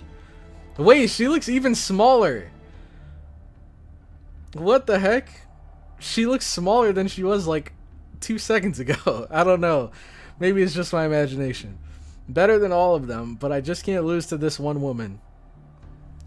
It's a battle with a hopelessly irritating rival. Well, it's an enemy that's a mirror image of yourself. I didn't know that you had that much spirit in you. You've certainly got a big mouth, you little brat. Wait, are you literally turning into a little brat? Little brat? Fwahaha.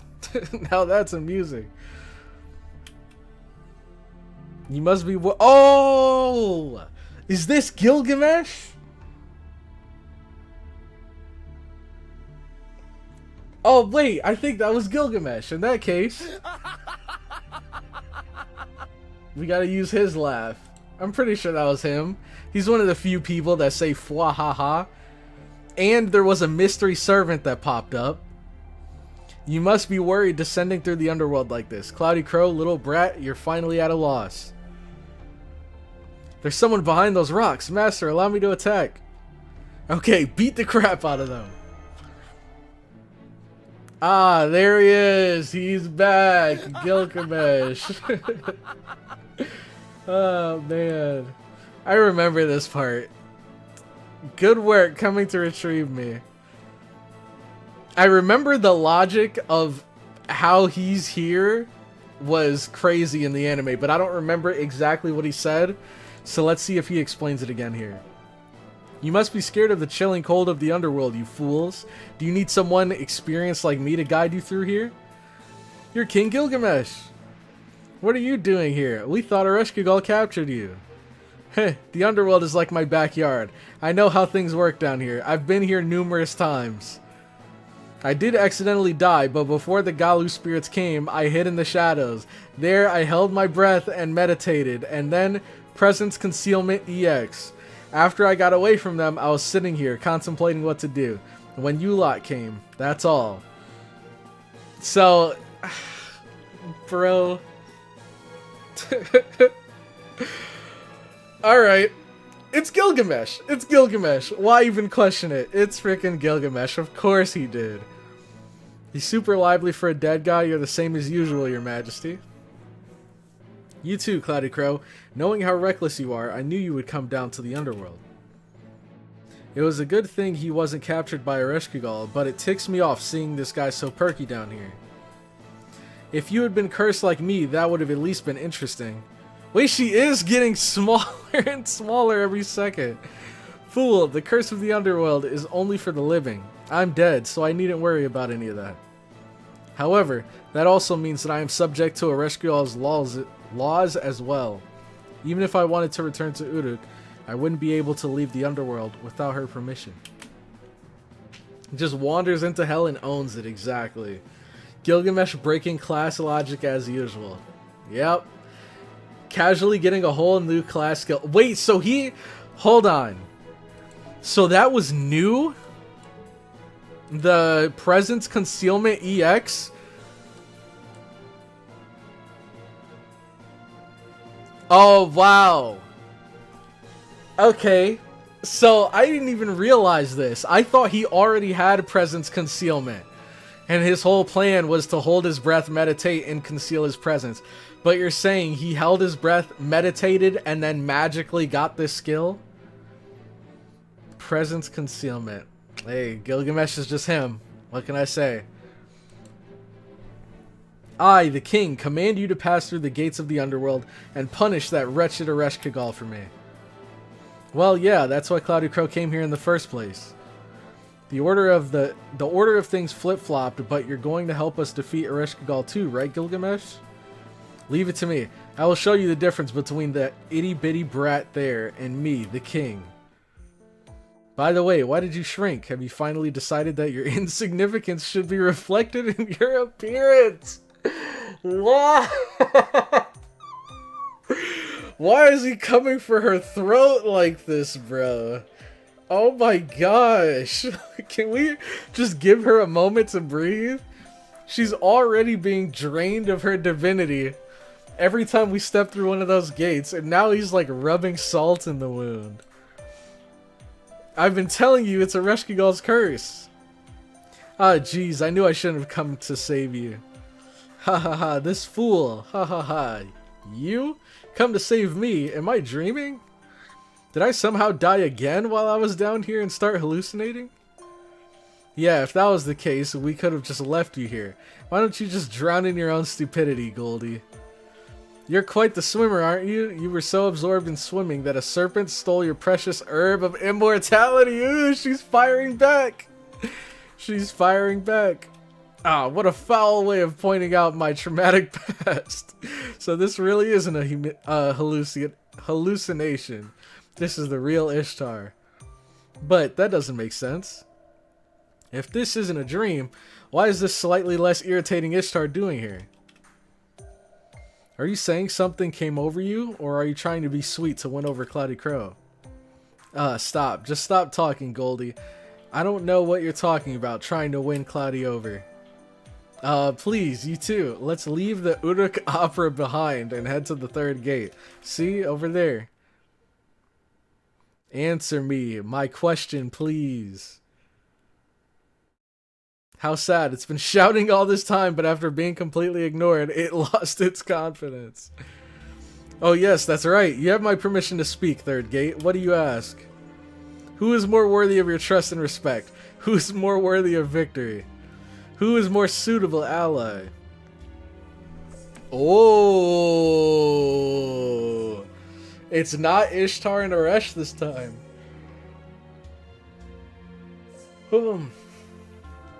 It's Ishtar and Gilgamesh. Who's more worthy of your trust and respect? I'm not gonna lie. Unironically, my answer would be Gilgamesh. Like the other two answers I gave, I was obviously telling Ereshkigal what she wanted to hear, but unironically, I'd choose Gilgamesh here. Definitely. More worthy of trust and respect.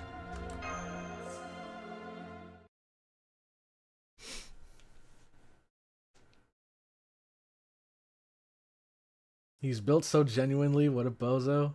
Presence concealment is the assassin class skill. He's ass pulling a passive skill from the assassins now. This dude is breaking so many rules. If you think this is bad, you should see some of the roasts he gave her in the original myth. Oh god. She's the reason Enkidu died. He will never forget that. Makes sense, makes sense. Why he'd be like holding this grudge. Okay. This one seems a bit easier.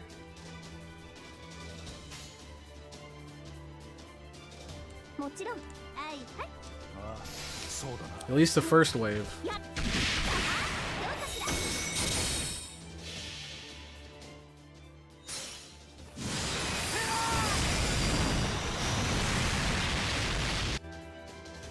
Alright.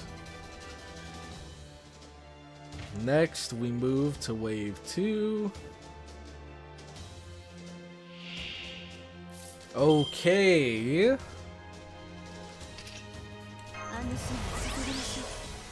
Ooh, maybe I should have used this. I keep forgetting it exists.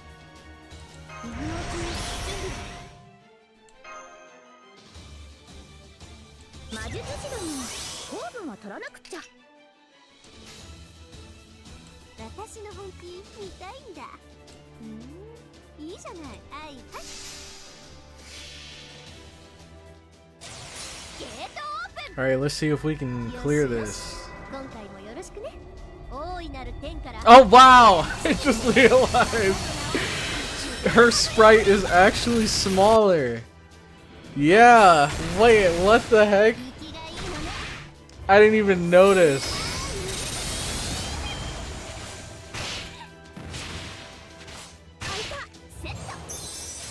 Yeah, I didn't even, wow. When she used her NP and she like summoned, I think that was Venus, the planet, and her head was like cut off the camera, then it was obvious.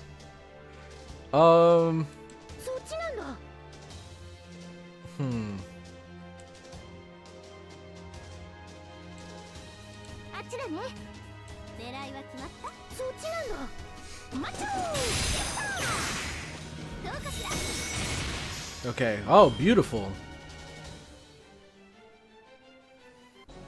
How do you not notice? I'm more so looking at the skills down here rather than the models over here. Core Dragon Arata. Okay.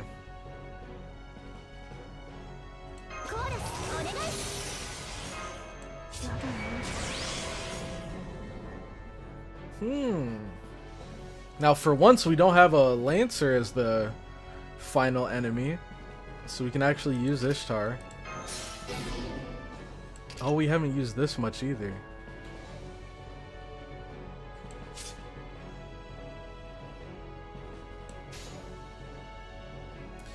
Let's go. Boom. Boom. Boom. I think it's the only time the game ever does something like this. This is hilarious. Like, that's just so... That's such a good touch, man. Now next, we're gonna see the NP animation, and she's just gonna be a little speck on the screen. Like a fly.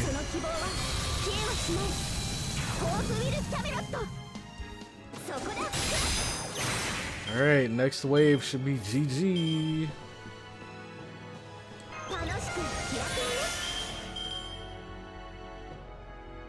Okay, how much does this give? 50, that's cool.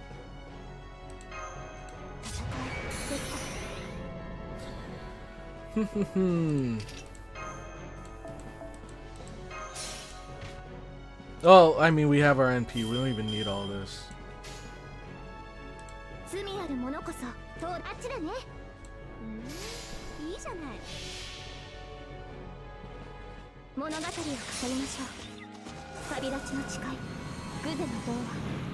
Alright, so this is door 3, I think.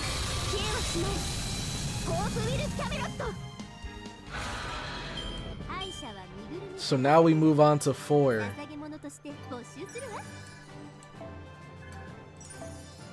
That's interesting though. Like Mash said, it's not like her strength is getting any weaker. From what I've noticed, it's really just her size. She's just getting smaller. Alright. Ooh, mystery.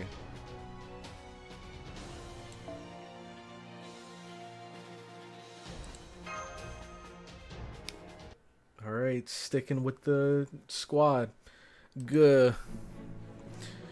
Up. I really need to keybind this laugh. That was laughable. The ruler of the mountainous land of Arata is no match for Uruk. Try and come at me again. Huh? Gilgamesh is in a really good mood. I've never thought I'd see him smile like that. Well, it's because he's not locked up in his throne room anymore. He's actually able to go out and fight. You're in a good mood, Your Majesty. Yes, it's been a while since I fought. Exactly. I forgot my royalty and got a bit carried away, I suppose.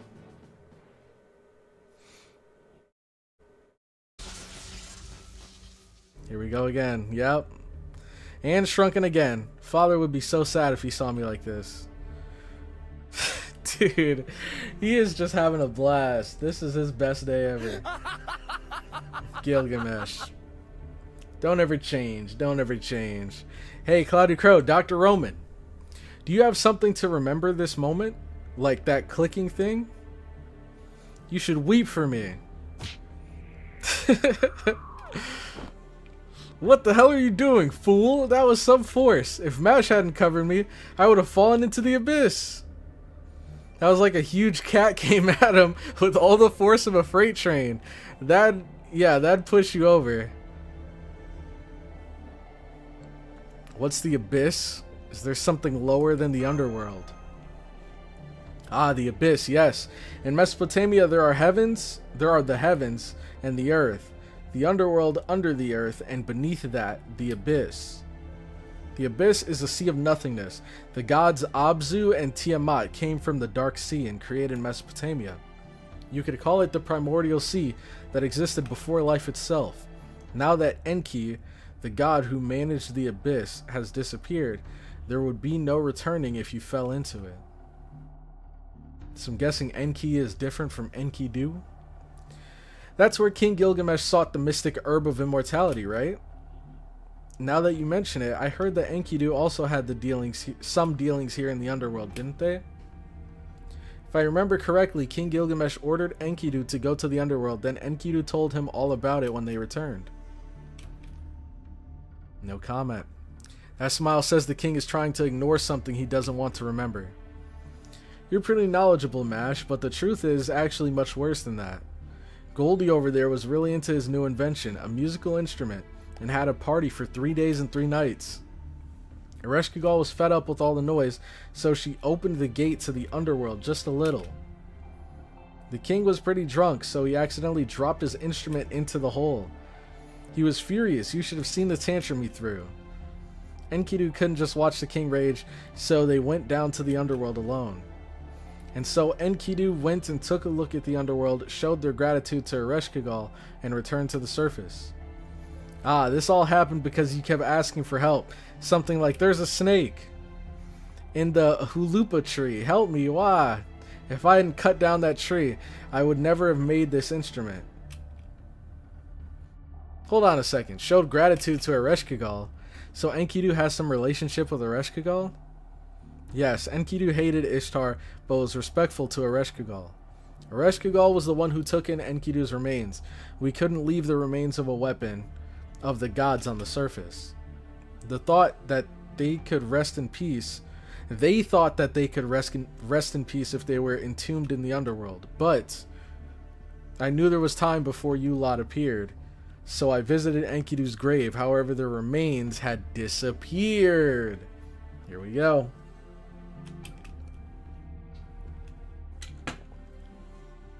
So the young man that called himself Kingu is really Enkidu.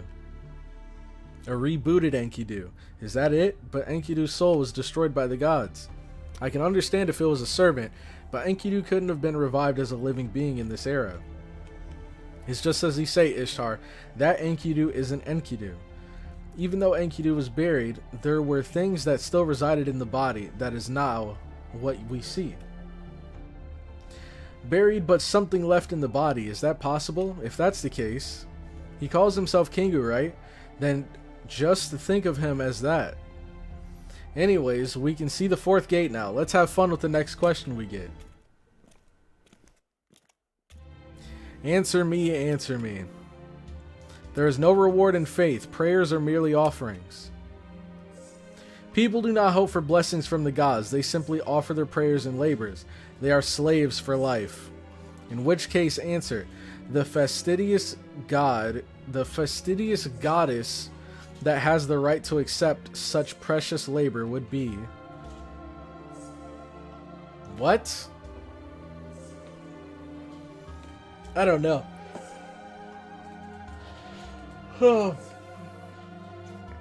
Fastidious goddess? I don't know what fastidious means. Let me look it up.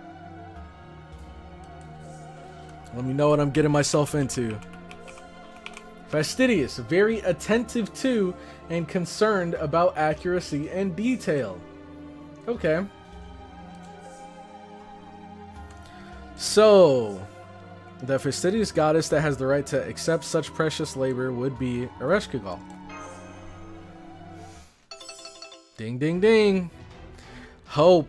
Best of luck to you. Alright. Since you already watched Solomon, the movie, Romani's reaction to something left in the body makes sense here.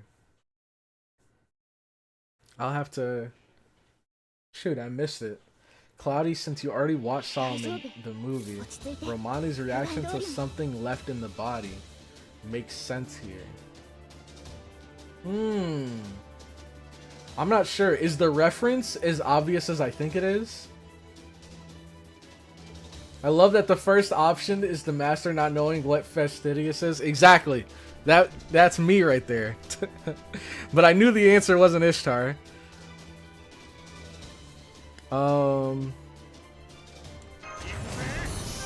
Alright. Do this. She's so small now. Let's see.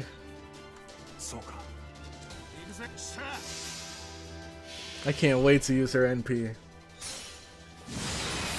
That's gonna be cinema. Alright.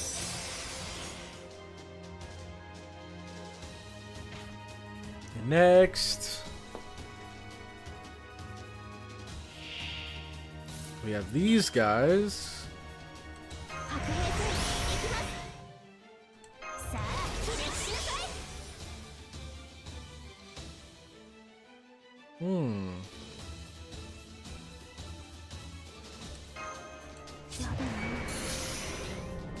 I think she did like what, 37? I think she did like 37k. I don't know. She might need a little boost.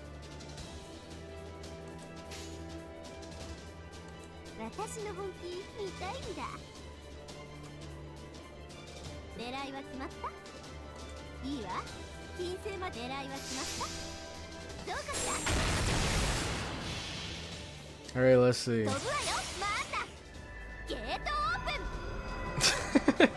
Bro, she's not even on the screen! Oh my god. Dude, and the fact that she's only going to get smaller is hilarious. She's got to get to the point where, like, we can barely see her, right? There's no way. Whoa! Gallant Goddess. This is, shoot. I can't tell from the pose if this is Steno or Uriel. My guess is it's Uriel, because she seems to have a little bit of a more dainty, kind of cheerful pose. And Steno comes off to me as very, like, you know, serious and cold, straightforward. Or maybe they have the exact same pose. Who knows? Okay.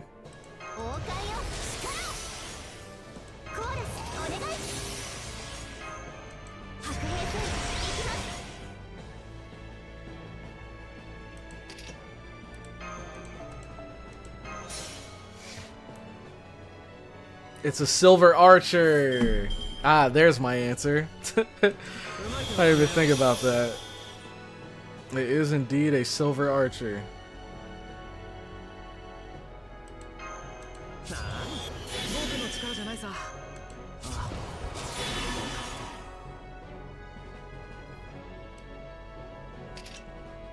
NP charged by 2 levels and she gets Buster effectiveness with overcharge.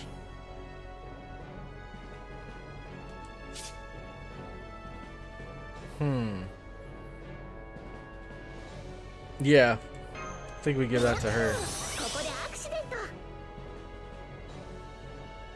And then... Yeah. Ooh. Maybe we could go this into this to get another boost. And then maybe come back to this in case it doesn't kill. Let's see. Maybe it will though. That's a lot of overcharge.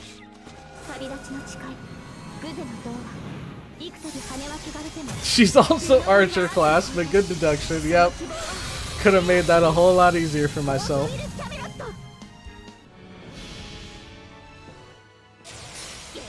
Yeah, that's NP level 4 or overcharge level 4.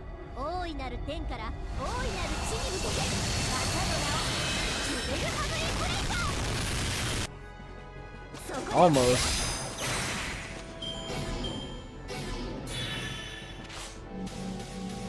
Whoa, that's a cool attack animation.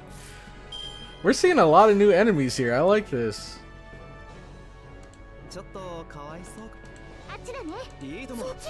Okay.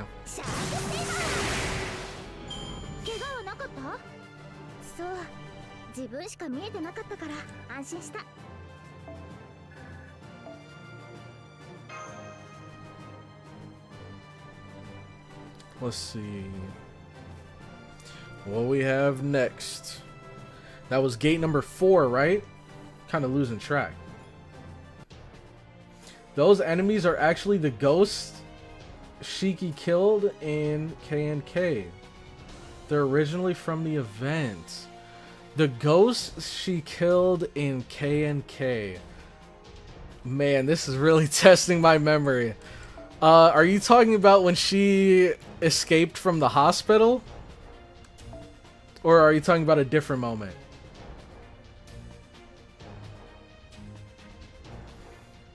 Cloudy, Babylonia is around 12 hours long in terms of story. cutscenes included. LBs have more than 10 to 30 hours long. You'll be stuck on this game for quite a time. At least you enjoy the story. True. True. I wouldn't be playing it if I didn't enjoy it. And I know the Lost Belts are going to be long. But at least from what I hear everybody saying, the Lost Belts are where it's at. So even though it's long, to me it sounds like it's the more enjoyable part of the story when it comes to Fate. Once you get to the Lost Belts. But, see, this is the thing. Because I haven't reached the Lost Belts yet, I don't know if it's, like, action-packed. And it's, like, super fun from start to finish. Or if it's just a lot of world building, a lot of info dump, a lot of dialogue.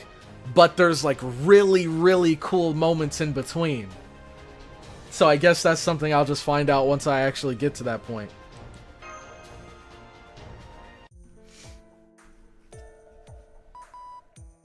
Sorry, but I think that's enough. When did this turn into whose goddess is it anyways? This is serious. Doctor, is there a problem with that? Well, to be fair, he's 2/3 of the way through Babylonia. Yeah, I don't think there's too much left. I know we have this, especially because I think the reason why the Tiamat section felt so long in the anime was because there were so many different interactions that I don't think they're going to keep in the game as well. Like there was, I'm sure there's going to be an encounter with Kingu, but I don't think it's going to be as long. I don't think there's going to be as many encounters with the Lamu. Like, I think we're gonna fight a lot of them, but I don't think there's gonna be a whole lot of dialogue moments with them. I could be wrong. I don't know. I just feel like the dialogue in the anime, I don't think they're gonna include it at its full length into the game as well. I think the game will probably go through the Tiamat section a bit quicker, but again, I don't know. I haven't gotten there. You did summarize it well. The cutscenes ramped up since Camelot came out. Yeah, even I can already tell even here that well, I don't know if I'd call them cutscenes, but definitely the effects and stuff have upgraded for sure. If there is one thing the anime cut out, it is wyverns. True. The anime did not warn me at all about how many freaking wyverns we'd be getting here. As Ishtar said, they're all very important questions. This is really teaching me a lot. What did you say? No, Mash is becoming a bad girl. Ishtar's lifestyle is a bad influence on her. What's that supposed to mean? Ereshkigal is the one asking weird questions. It's not my fault. I'm not sure about that. Ereshkigal's problems are your problems. If the roles were reversed, I think you would have prepared the same questions. That's not true. I would have been much more clever and circumspect about asking stuff like this. Yeah, right. So you wouldn't really ask anything different. That's Ishtar for you. Yep, sounds like it. Let's see. Ah, the gate shocked me again. I think I'm getting used to this, which is kind of scary. Oh no, she's starting to like it. What have you done, Ereshkigal? You've unlocked something in Ishtar.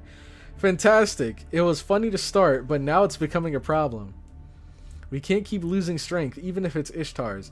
If things keep going like this, fighting Ereshkigal will be difficult. Just what level of divinity is Ereshkigal? Is she the same rank as you, Ishtar? Nope. No, she's not quite on Ishtar's level. She's an old goddess like Ishtar, but in terms of raw power, she's not as impressive. Ishtar was a daughter of the heavens, so she got everything she wanted. The gods spoiled her and tended to her every beck and call. Also, Ishtar got Enki, the god of the abyss, drunk and robbed him blind. That was pretty bad. It was the greatest heist in the history of the gods. It was also pretty funny, even to the other gods. Enki got completely smashed and gave all of his divinity to Ishtar. When he woke up, he had nothing left. She finessed the life out of him. Oh my god. All of his divinity to her. Ishtar had already loaded all his wealth onto Mana, and was on her way back to the surface. Enki went into a panic and had his slaves chase after her, but the boat of heaven was far too fast. Enki was in tears. He wrung his hands and screamed, warning that a stupid bratty girl was going to ruin the heavens and the earth, and begged for help. The gods and humans that were watching screamed out. Take a look at that driving technique. Who would have thought the boat of heaven could be used for drift racing? No one can catch up to that. Surely her driving mastery will go down in legend as the drunk and the divine underworld drift. No one in Uruk could ever be faster. I hate to admit it, but even I thought so too. Ishtar had been hiding her true colors up until then. Oh, whatever do you mean? Yeah, shut up, Ishtar. She's trying to act all coy. The boat of heaven's automatic transmission was broken that day, so I just switched to manual gear. And I always carried nitro in my boat, just in case I needed it. Always. What do you think, CloudyCrow? This is the patron deity of Uruk. Now do you understand how I feel? Starting to think that the curse is a divine punishment. True. Deserved. In other words, deserved. In the end, the boat of heaven had engine trouble and stalled just before the harbor in Uruk. Tragedy was averted in the nick of time. As you can see, this is the story of Ishtar, a goddess who coveted everything she saw. On the other hand, Ereshkigal did not desire anything. Aww, don't do this to me, FGO. What the heck? We had this fun, lighthearted story for Ishtar, and now you kick up the sad music when we get to Ereshkigal's backstory? When the underworld was created, she was sent to become its ruler and foundation. Someone had to maintain the underworld, and Ereshkigal was unlucky enough to have that responsibility thrust onto her. Ereshkigal had only just been born when she was cast into the underworld and became the mistress of the depths of the earth. She managed the spirits of the dead for tens of thousands of years without being able to spend a moment on the surface or in the heavens. That's so sad. I wouldn't have thought to feel bad for her before. But I do now. It's not just that she couldn't leave. The worst part is that she couldn't see new worlds or meet new people. In exchange, Ishtar's like, don't feel bad for her. In exchange, Ereshkigal became invincible in the underworld. Even the gods cannot go against her laws in the underworld. Just ask that tiny girl over there. But outside the underworld, her special privilege disappears. She's about mid-level in terms of divinity, I'd say. Also, if she's up against someone who's alive, then she has to kill them first, or the laws of the underworld won't go into effect. So the only ones that aren't affected by Ereshkigal's laws are CloudyCrow and Mash. I see, so that's why you were waiting for CloudyCrow. Someone who's alive and can put up a fight, basically. My only concern was that CloudyCrow might get killed by the Galu spirits the moment she entered the underworld. You haven't seen Sad FGO yet, Cloudy? You haven't heard the sad soundtracks yet? Oh no. We're gonna get a new Sadness and Sorrow FGO edition. Let's see. But it seems that Ishtar prevented that. She dropped to the underworld with you and protected you when you were most vulnerable. Did you get a bit less dumb? Maybe your negative qualities like debauchery and stinginess canceled each other out and made a positive. Two negatives made a positive. Who are you calling debauched? As if. You don't know me, Goldie, so stop talking. And I'm not stingy, I'm financially responsible. I have a reason for collecting jewels. Don't believe everything Goldie says, CloudyCrow. Answer me, answer me. Existence is the practice of curtailing waste. Living is the practice of cultivating waste. It is the duty of the wise to eat finely, to scheme, and to find happiness. However, listen, unlimited intake of nourishment invites excess flab. If you were to live your life, that would be fat meat and Ishtar. Ereshkigal is good for the liver? What does this even mean? Unlimited intake of nourishment invites excess flab. If you were to live your life, that would be... So, are these like two different lifestyles? What are they asking me? Existence is the practice of curtailing waste. Living is the practice of cultivating waste. It is the duty of the wise to eat finely, to scheme, and to find happiness. So are they saying which would you rather eat?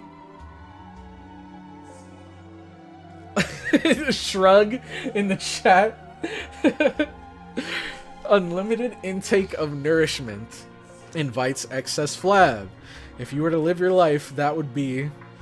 So, it's asking if I had to live the rest of my life with one of these options, which would I choose? A Reshkigal or fat meat and Ishtar? I think... Yes, home cooking is good for the liver. That's the secret to longevity and better sleep. White rice and barley rice should be a 1:6 ratio. There's no problem with eating meat, but chicken tenders are recommended daily. Plus, there are certain vegetables that have a bunch of antioxidants that prevent aging. Make sure you eat a balanced meal. Really? I'm going to eat so many red peppers now. Alright, good answer. Hey, we learned something educational too.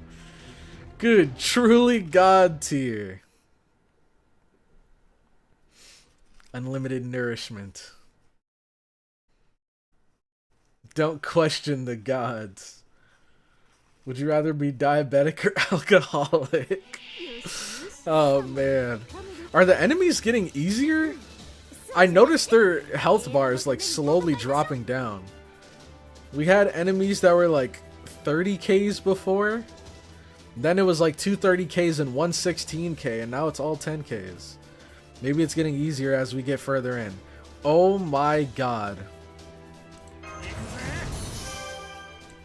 This is unhinged. Look, even her attacks don't align with her anymore. Or at least not those arrows she fired at first.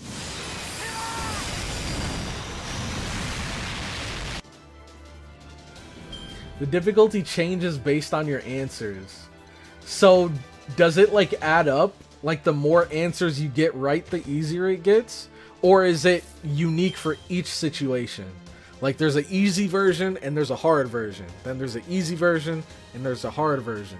Or is it just every time you get it right, it gets easier as you go on. Every time you get it wrong, it gets harder.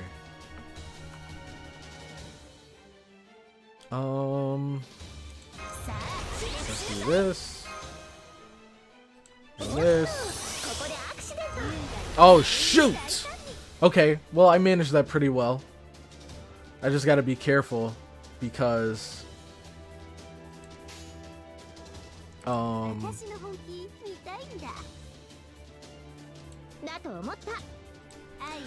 gotta be careful because there are multiple enemies in this wave. Each situation has 2 possible fights. If you choose Ishtar, you fight stronger enemies and an Ishtar killer boss. Oh god. I feel like for the last gate we gotta choose Ishtar for the memes then.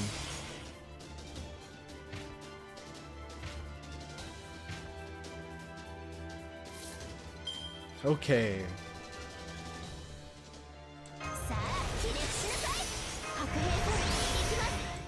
Shoot! I should have saved her skill 3 for this round. Cause all these enemies were weak as heck.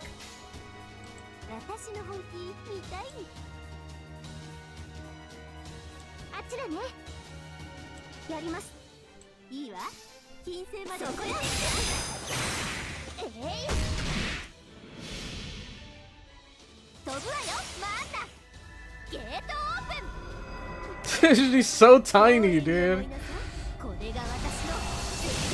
I love this. Can we just keep tiny Ishtar? Just make that a permanent sprite? Dang, but I want to eat meat. That's your name? Okay, if anything, this thing looks chaotic, but I don't know. We'll have to see.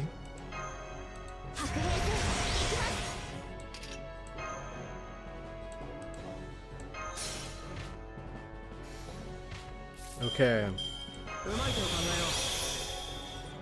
Do that. And 罪ある者こそ通るがいい。いいじゃない。あっちだね。現実にその光はないとしても諦めず投げ出さず強がって歩き出す。この希望を知っているから。コーティングキャメラット。あがくじゃない。マッチョー。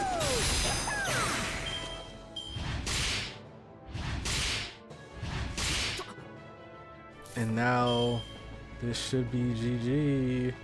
楽しく気楽にね。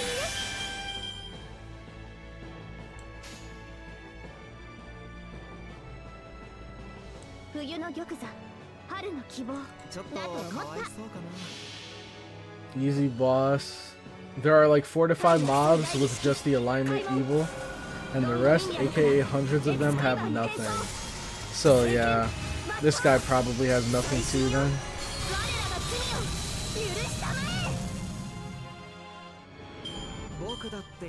Okay.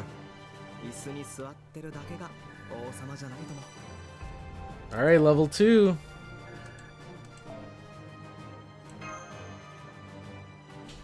Chaotic mobs don't exist. Okay.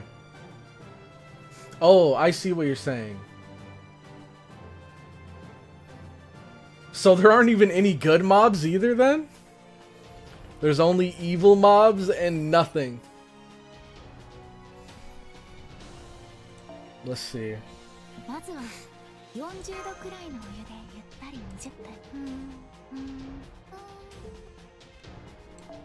Alright. 2 more. Ooh. We still gotta bring Ishtar. But this one's Lancer stage. Do I still bring Arash? I don't know. Do I still bring Arash?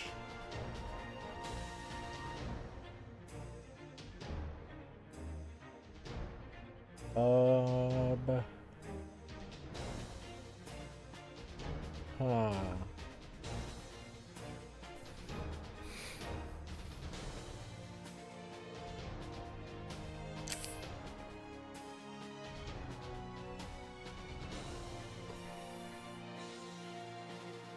Oh. She's arts, right? Yes, she is. So, oops, not her. Instead of her, I could bring her. And maybe do this. Shoot.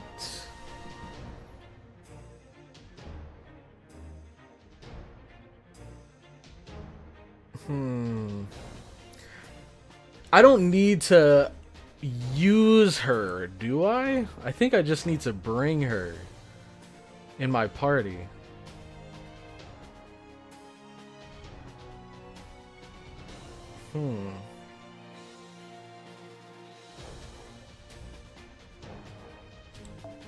Let me remove this. Oh dang, the NP gain is nice though.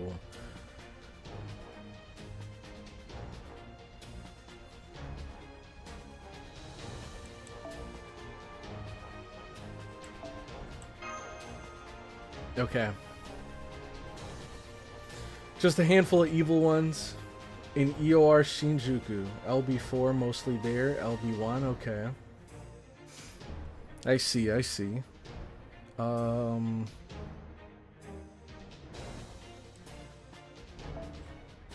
me look here again. So she gives herself a bit of, or a lot of NP gauge. Okay. So we can just use her to fill in what's left here. Okay.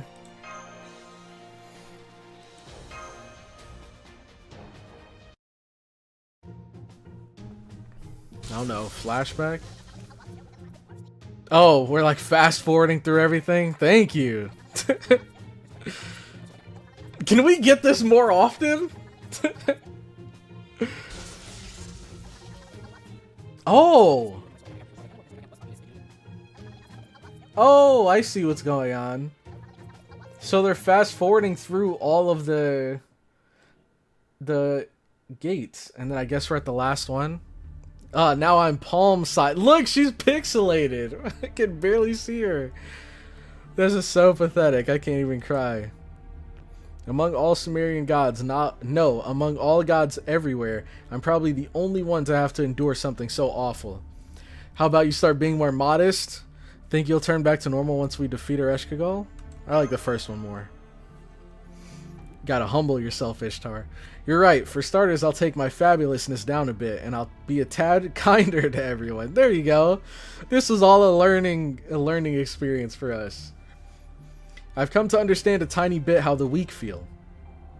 I now know that being protected is honestly a nice feeling. Hey, you there. No time for idle chatter. We've passed through all 7 gates. The hall ahead is Ereshkigal's palace. Ereshkigal is a member of the Three Goddess Alliance, so she is someone you have to defeat no matter what. Now that I am helping you, victory is guaranteed. That's all fine and good. However, I shall leave it to CloudyCrow to decide how we deal with her after we defeat her. Think well on how to handle Ereshkigal. Alright. This is the Palace of Kur. It's just a wasteland. If this is a palace, this is all too... That's what the underworld is. Not one gorgeous thing exists here. Isn't that right, Ereshkigal? O queen of the Galu spirits who gazes at the sky of darkness? You speak as if you know. You are merely a demigod, king. Boss music. Fear, pray, and despair, humans. I am the keeper of death, ruler of the underworld, the one who tramples the sacred mountain. I am Ereshkigal of the Three Goddess Alliance. So that's Ereshkigal. I'm getting chills down my spine, Master. I can see the temperature hasn't changed, but I feel cold all over. I love the little sparkle effects in the background. According to our measurement, current atmospheric conditions at your location are impossible. The barometric pressure is at 500 HPA. That's the equivalent of being atop a mountain over 5,000 meters tall. That place isn't cold, it's high up. The temperature drop is from adiabatic cooling. See, I went to school. Adiabatic cooling. You guys remember learning about that? It's probably minus 6 degrees Celsius now. That's the lower limit for biological activity. Not only will you suffer from decompression sickness, but your pulmonary cells will explode. You must defeat Ereshkigal before that happens, CloudyCrow. So frail, simply revealing myself to you is enough to destroy you. So this is like spiritual pressure from Bleach. That's what I'm getting here. The commander of Chaldea seems to be a coward. How disappointing. Ha, you act like the big bad boss of a mountain.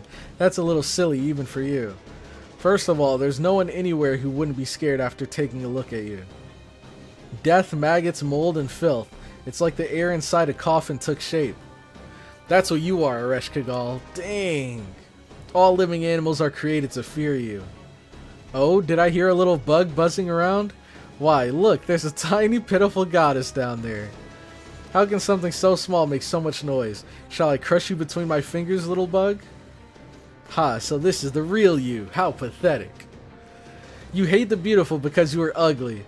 You place your throne at the top of a sacred mountain because nobody visits. You're just taking your issues out on everyone else. To think you're my other half. It's so pathetic I could cry. Sure, if you want to kill me, go on ahead. Right afterwards, you'll be nothing but the ugliest woman in Sumer.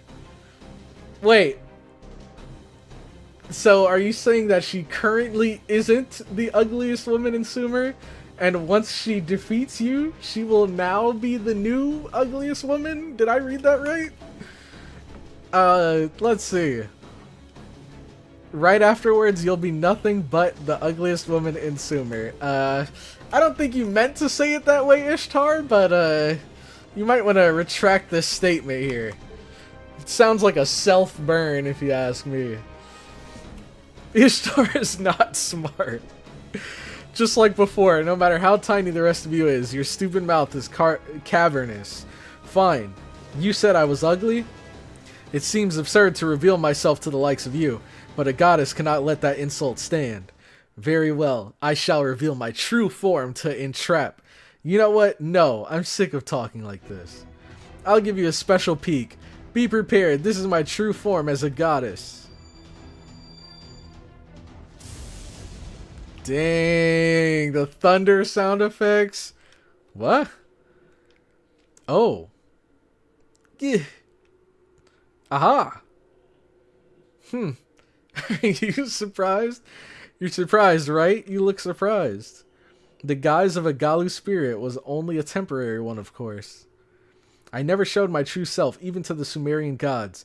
Look upon me and be shocked, CloudyCrow. Okay. What's with that reaction? You look terribly disappointed. Why isn't this how it goes? The part where you look at me and see your dear friend? Human books said that was sure to work. Don't you have even the slightest bit of romance in you? Senpai, you're not surprised? The Ereshkigal's guise is, well, I mean, I knew. Huh? You knew? How? This is the 4th time we've met. Yeah, but you knew the whole time? That you were speaking to me, not that Laos on those nights? But how? When did you realize this? You transformed when you sneezed. Towards the end, you weren't hiding it at all. What?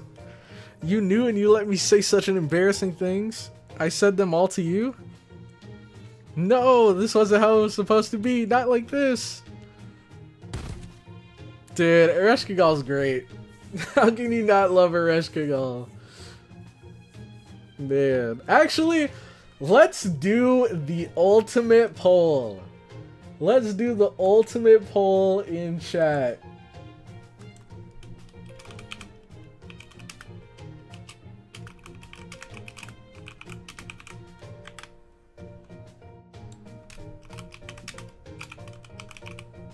Okay.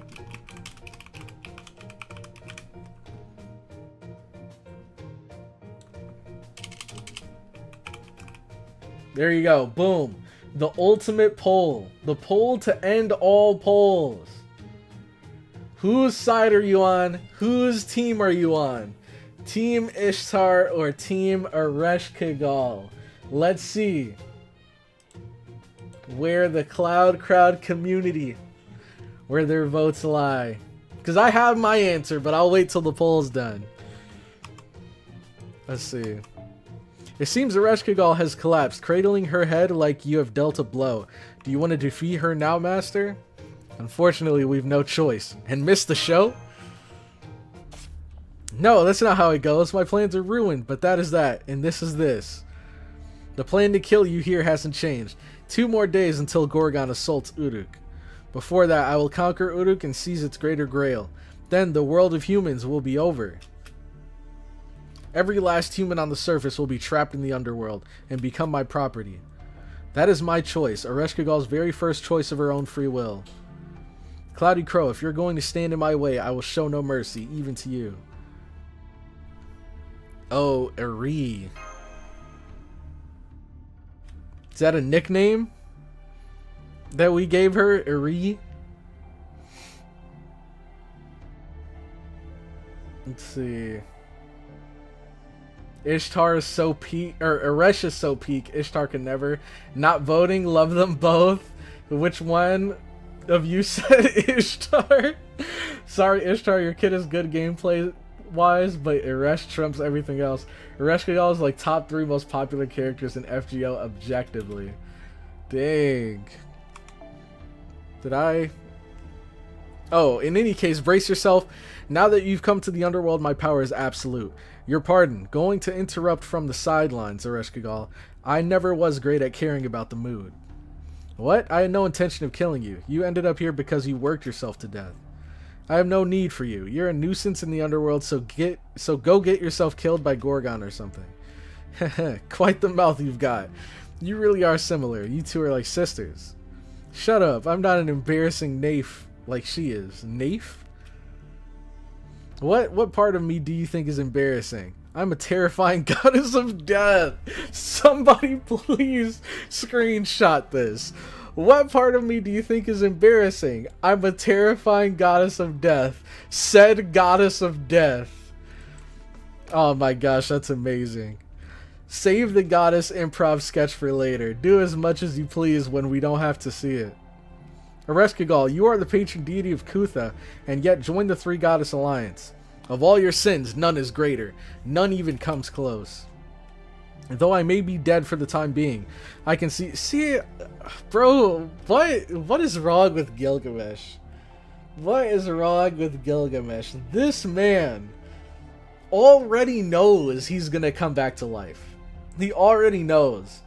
He's like, though I may be dead for the time being, which means he knows this is only temporary. Death is only temporary for him, and he'll be back in no time.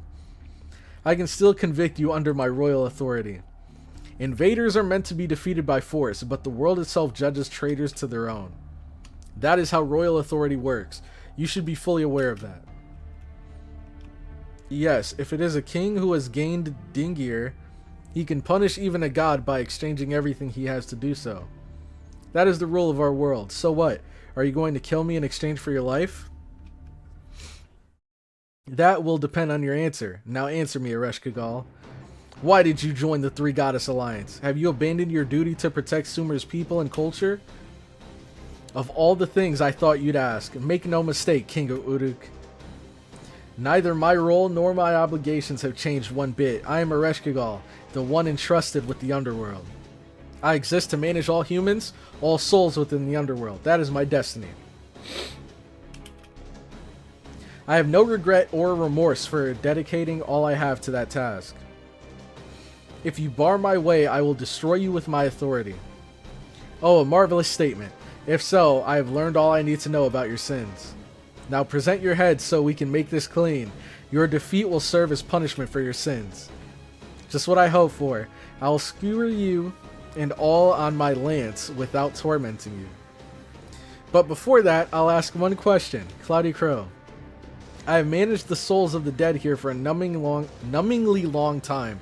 Entertainment, joy, sadness, friends to call my own.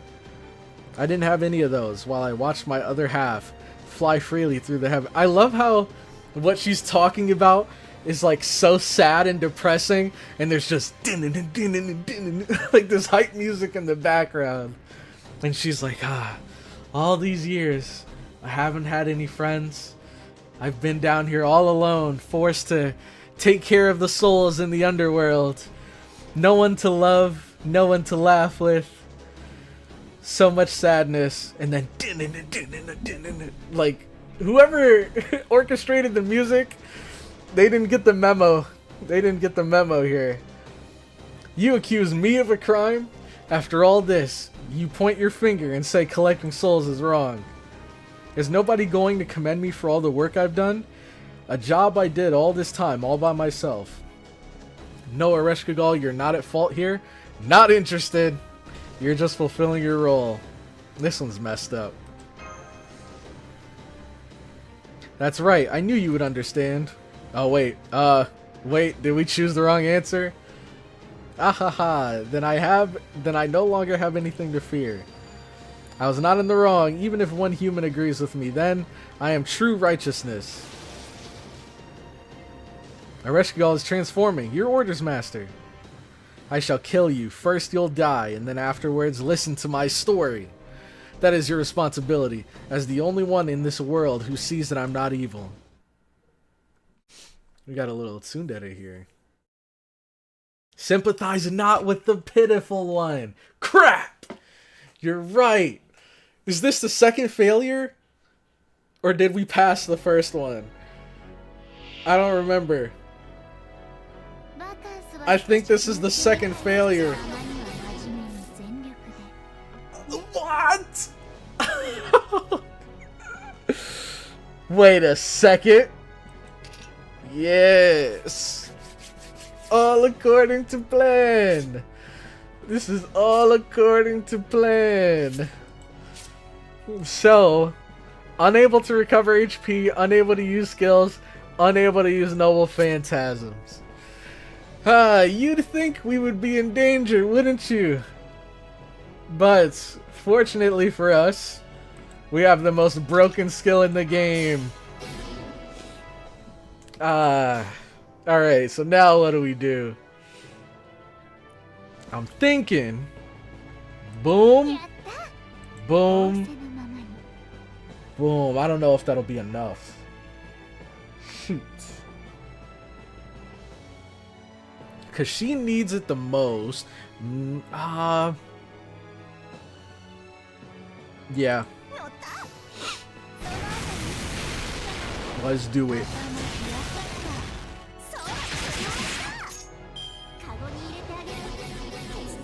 Again? Oh. But this time, I guess, Artoria resisted. Crap. Twice in a row? She outsmarted us. Is she gonna do this every turn?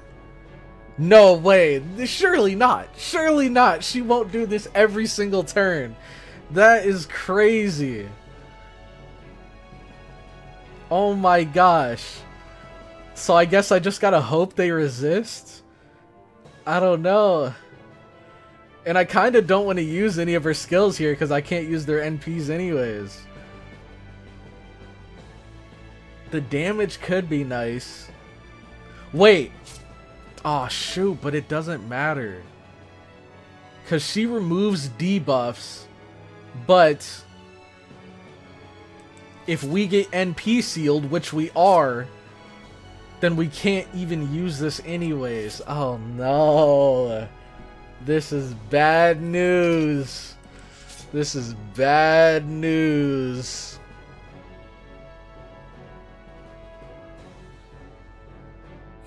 I kind of have a plan, but I won't be able to do it until a little later. So I guess we just try our luck here again.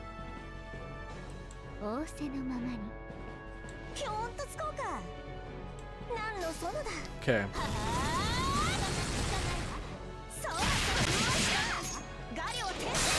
Surely they won't make her seal us every turn. Okay, she attacked us. No! Oh! Interesting. How does that work? How does that authority work? Because she's gotten fully sealed all 3 times. She can heal now, I guess. Woohoo. But she can use her NP now. The only problem is she's not even close to being able to use it. Shoot! This is annoying. This fight is annoying. I think we can do it though. We just need a little bit of luck on our side. But I believe we can do it. We just need a little luck. Lady Luck.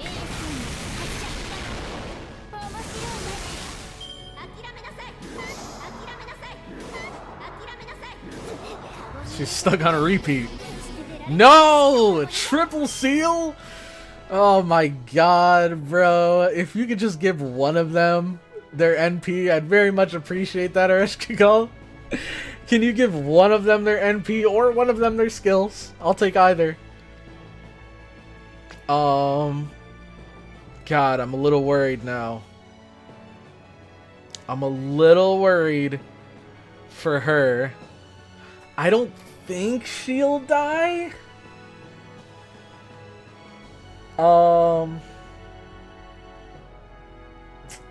Shoot.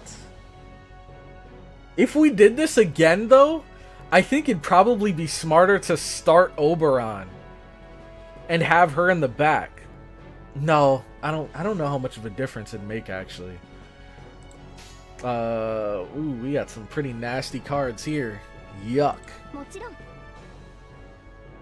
You know what? Let's get some sea stars. Oh crap, I should have used green first.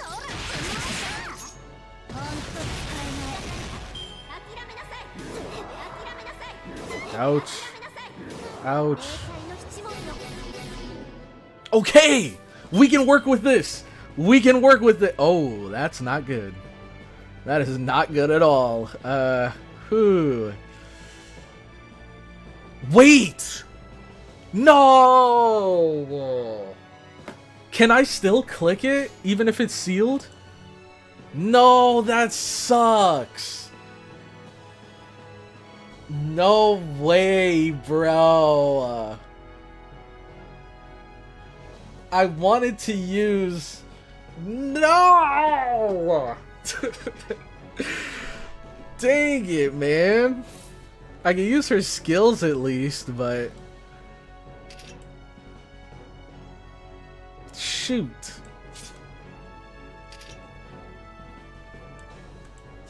This is gonna be brutal. Oh my gosh. Okay.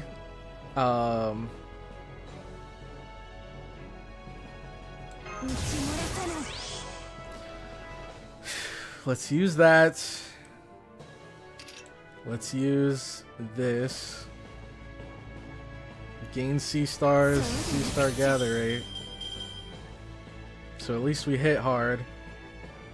And at least... Oh no.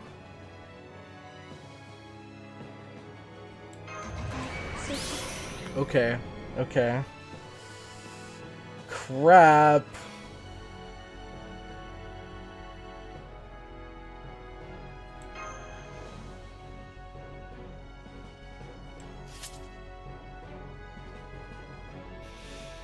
I mean, might as well go for this.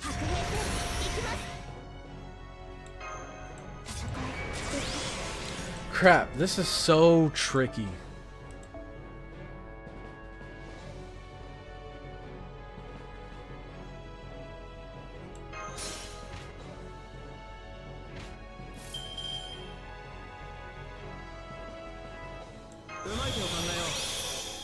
Okay. She's already got invincible though.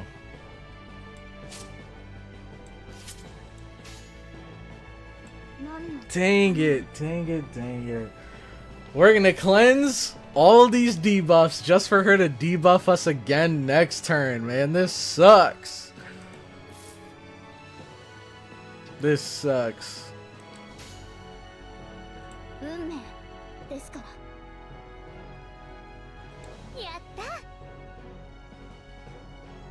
Okay. Think, Cloudy, think. Hero's having a mental breakdown. This is your own fault for ignoring the dumpster sage. You're right. I should have listened. Alright. I think we can do this. Like I said, we just need a little pinch of luck. NP loss. No! Oh my god. And this would have been... No, actually... Maybe it's a good thing that they didn't. I don't know. We need her to die. We need her to die. So that the other girl can come in. She's already at 100%. So she should be able to just pop off.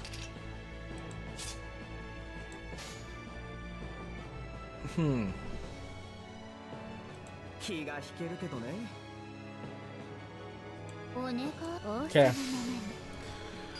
Let's just do what we can. We're chipping away at her slowly but surely.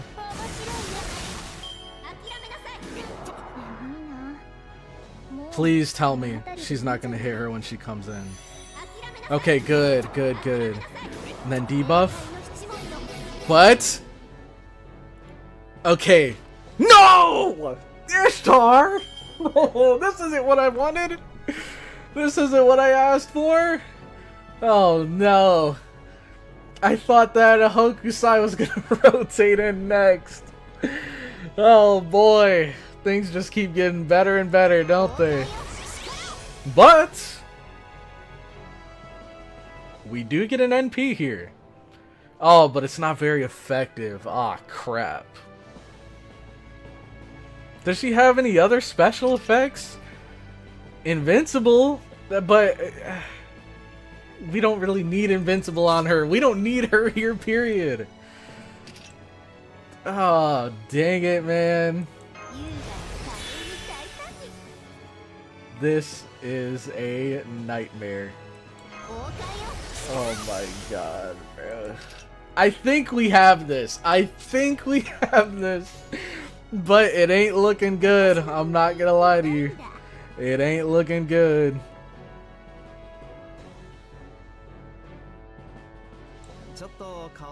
Screw it. Oh man. Who came in? I don't see anyone. Give Hoku arts up and invul. Oh man, I hope it's enough.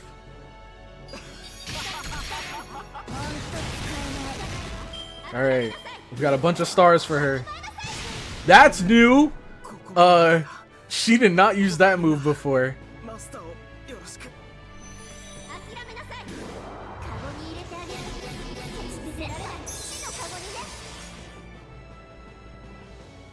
Okay. She's still sealed! You're trolling me! Oh my god, bro. Oh my god. What is this?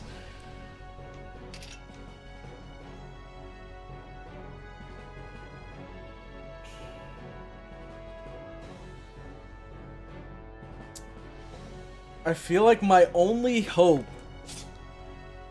I think I have one more good turn. Like, this turn's gonna pass, and then I'll have one final turn to make a move. If I can't get lucky within those 2 turns, it's GG.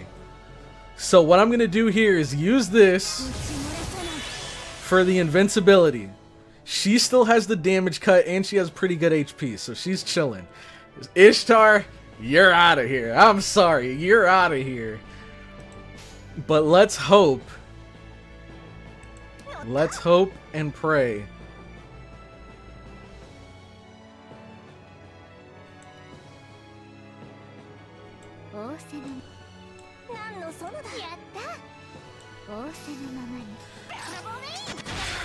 God, man.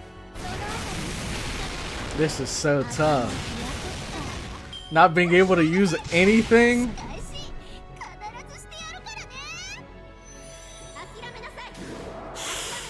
Oh my god! Didn't matter. Didn't matter. Nobunaga. And they're an archer. Of course they're an archer.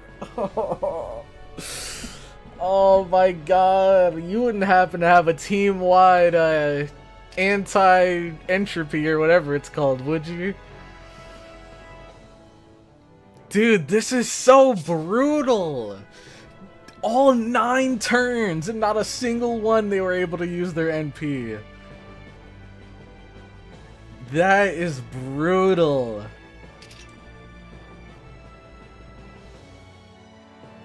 It might be up to Nobunaga. Are you single target or AoE? AoE! It keeps getting worse! Oh my god. Bro. Special attack divine! Special attack divine! Oh my god, bro. I'm cooked. And the worst part is, I have to use everything now.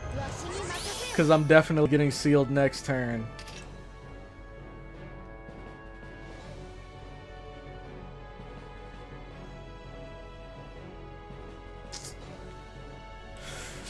This is such a tough situation because do I use this for the C-Star Gather Rate and critical strength?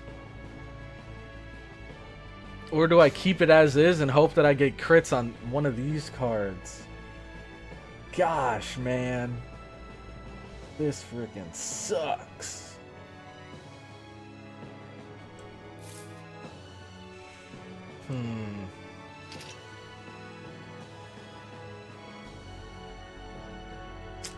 Oh, I don't know, dude. Because using her would be stronger than using him. I'm just not going to use this. I'm just not going to use it. To be fair, we might be able to live one more round with Hokusai. And if we can get lucky and we can get her NP... God, man.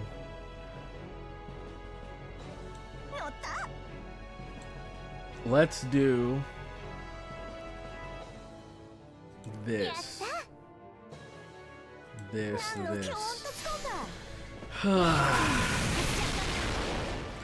Arash. You are not making this easy, are you? Okay. That damage cut is saving us from a world of hurt.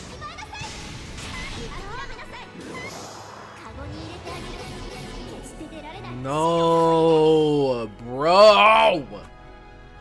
We have 200% and we can't do anything with it. And we're gonna die next turn, bro. Oh my god. And we get oops all Nobunaga.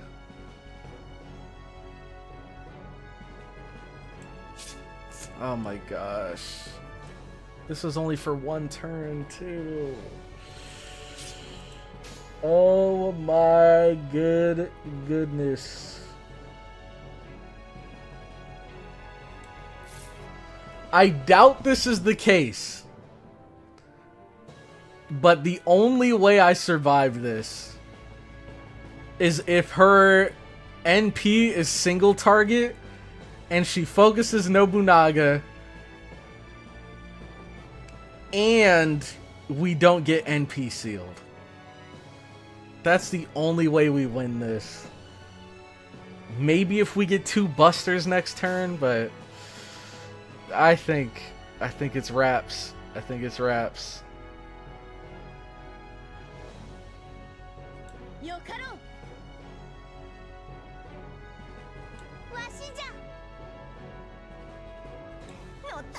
They will not survive. Yeah, I think it's AoE.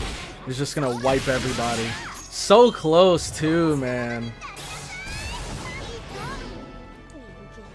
Hold on. Hold on. We still have that damage cut.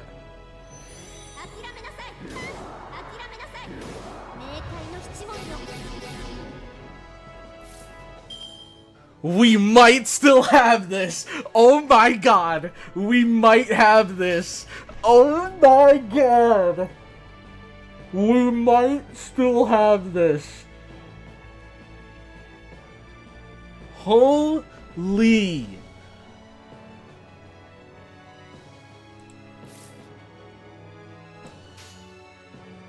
Oh my god.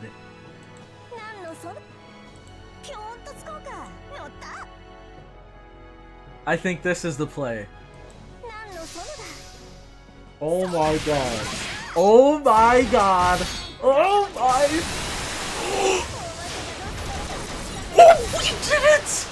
Oh my god, that was so close. That was so close. Oh my god. Well, how did we do this? How? Hokusai, you're getting grailed next. You're next up on the grail list. Holy how. Bro. How did we do this? She didn't use a single skill or a single noble phantasm. Oh my god, we didn't use a single damage noble phantasm that whole battle. And we beat an enemy with almost 400k health. Ice in her veins, that's what I'm saying, bro. Ice in her veins. Hokusai is a really powerful single target saber. Now I know. Now I know. See, I knew, well, It's funny. I was about to say I knew it was worth investing into her skills, but I didn't even get to use any of her skills. Oh my gosh, dude. Hokusai Saber. What an absolute legend. Where is she? Here we go. Oh my god. Wow. Wow, wow, wow. I think I've just found a new love for Hokusai. Holy crap. It's her and Locusta. Those two have been incredibly clutch. Oh my god, man. What the heck? I am blown away. Welfare, by the way, exactly. Holy. No foes. That's what I'm saying, bro. I need to foe her up.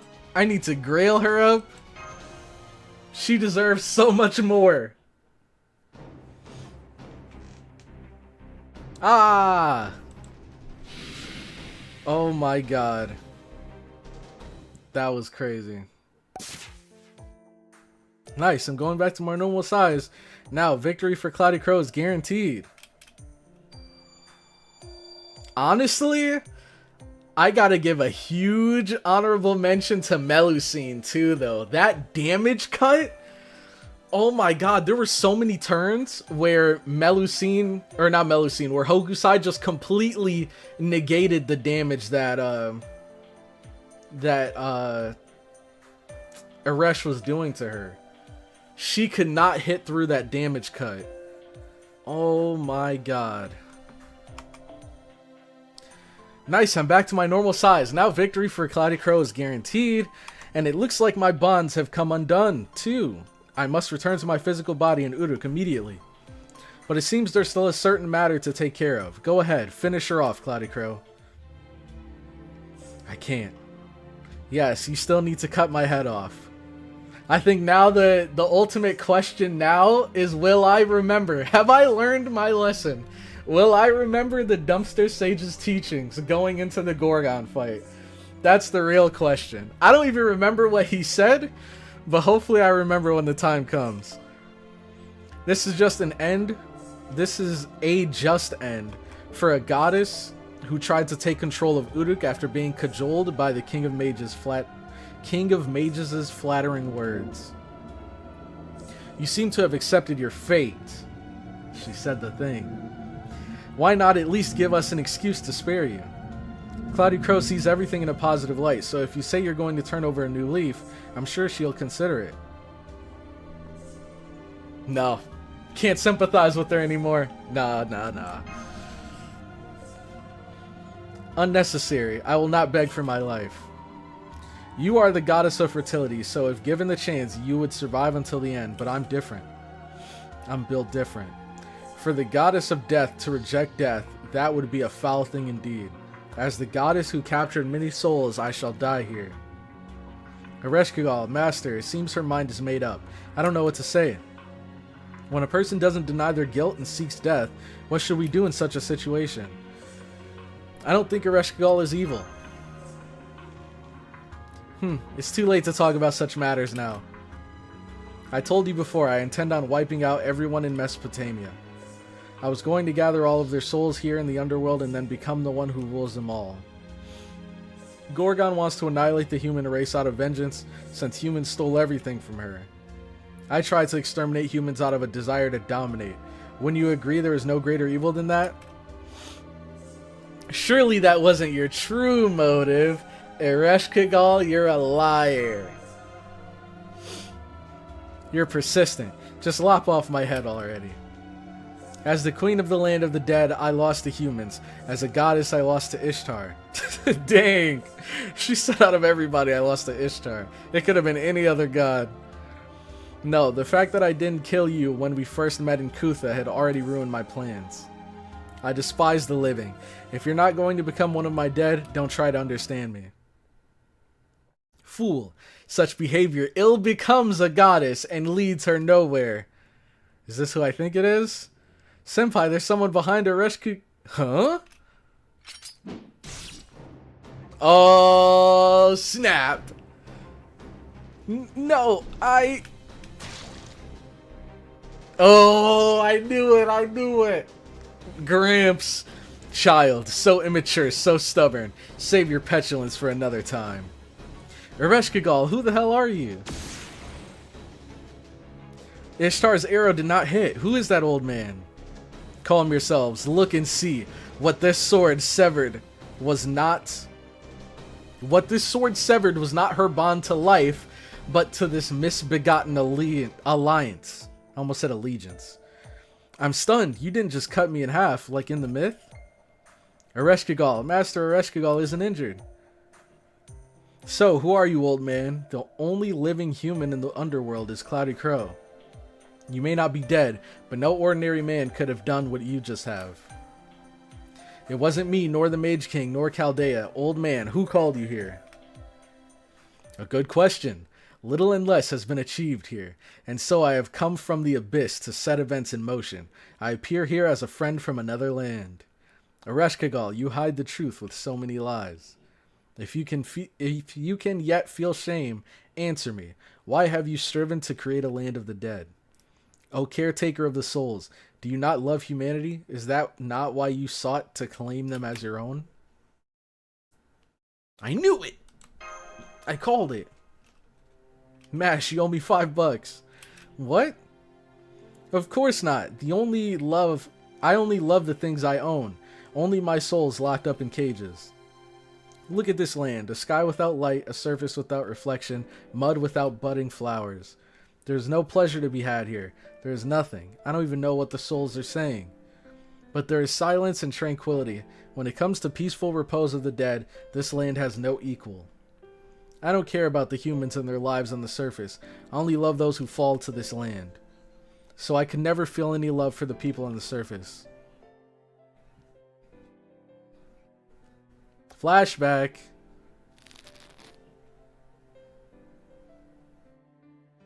Yeah, look at how happy she is on the surface. I disagree. And you, why haven't you been listening to me? He just smacks us with the cane. With what? I speak only the truth. The only humans I am interested in are dead ones.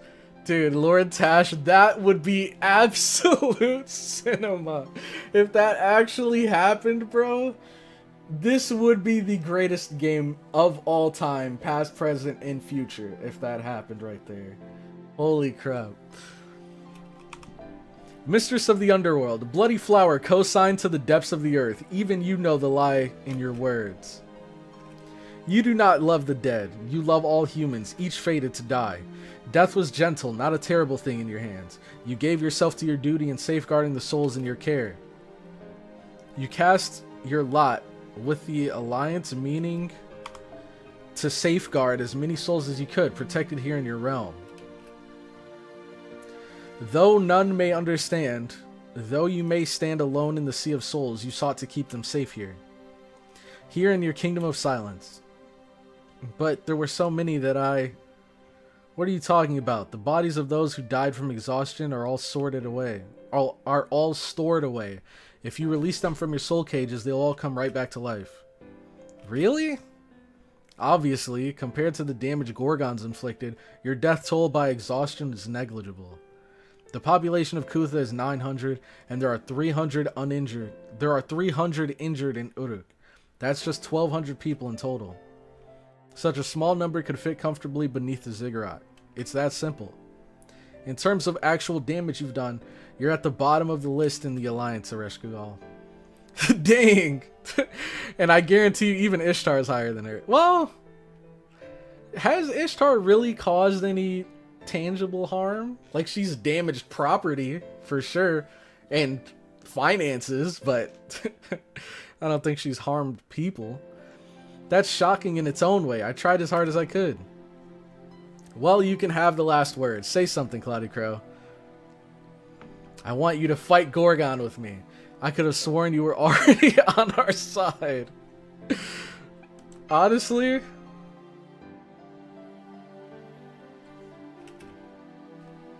Really? I had no such intention. But that was what you've been going through this whole time? Then I have no other choice. After all, I am a goddess. I shall accept that responsibility. Then you'll help us fight Gorgon too, Ereshkigal?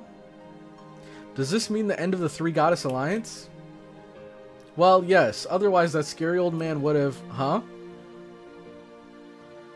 He's gone. Doctor, the old man in the robe has disappeared. He was here just a minute ago. Oh, don't worry. He'll be back. He'll be back. Who? What old man in a robe? I didn't see anyone that fits that description. This is the second time. Didn't his communication also kind of fizzle out when we met him, when we met the old man of the mountain in his tomb? Or whatever it's called. Gramps being cool as usual. Missed the Hokusai carry. That battle was legendary. That might be one of my favorite battles of all time. Put that right next to the Karen baby fight. Put that right next to the battle against the... What is it? They all had like weird names. It was like Burnunos and Suckunos. Those battles were fun. The tower, the final two prison tower battles, those were fun. That was good. Presence Concealment EX. It was that epic. I won't say anything more. I'd say it's definitely worth the watch. That's what I'll say. Honestly, don't just jump to the fight. I'd say, like, also watch the dialogue leading up to the fight. So, you swear you'll never attack Uruk again? And while you're at it, form a contract with CloudyCrow? I will never attack Uruk again, but I cannot form a contract with Chaldea. I have my pride, Ishtar. I'm just paying off my debt by helping CloudyCrow. I cannot offer a contract until after that. I am the Queen of Court. Unlike you, I don't allow myself to fall into debt. A contract should deal with both parties equally in a fair manner. Therefore, I must first prove my worth by saving the world. Huh? Well, that's bold of you. What will you do specifically? I'm going to start thinking about that right now. I should have plenty of chances. Probably. Maybe. They're two of a kind. Gramps is so good, you only see him... So good, you only will see him just when you die to him. Yep. And the other giant ghost in the tower. That fight. Oh my gosh. I think... I'm trying to remember.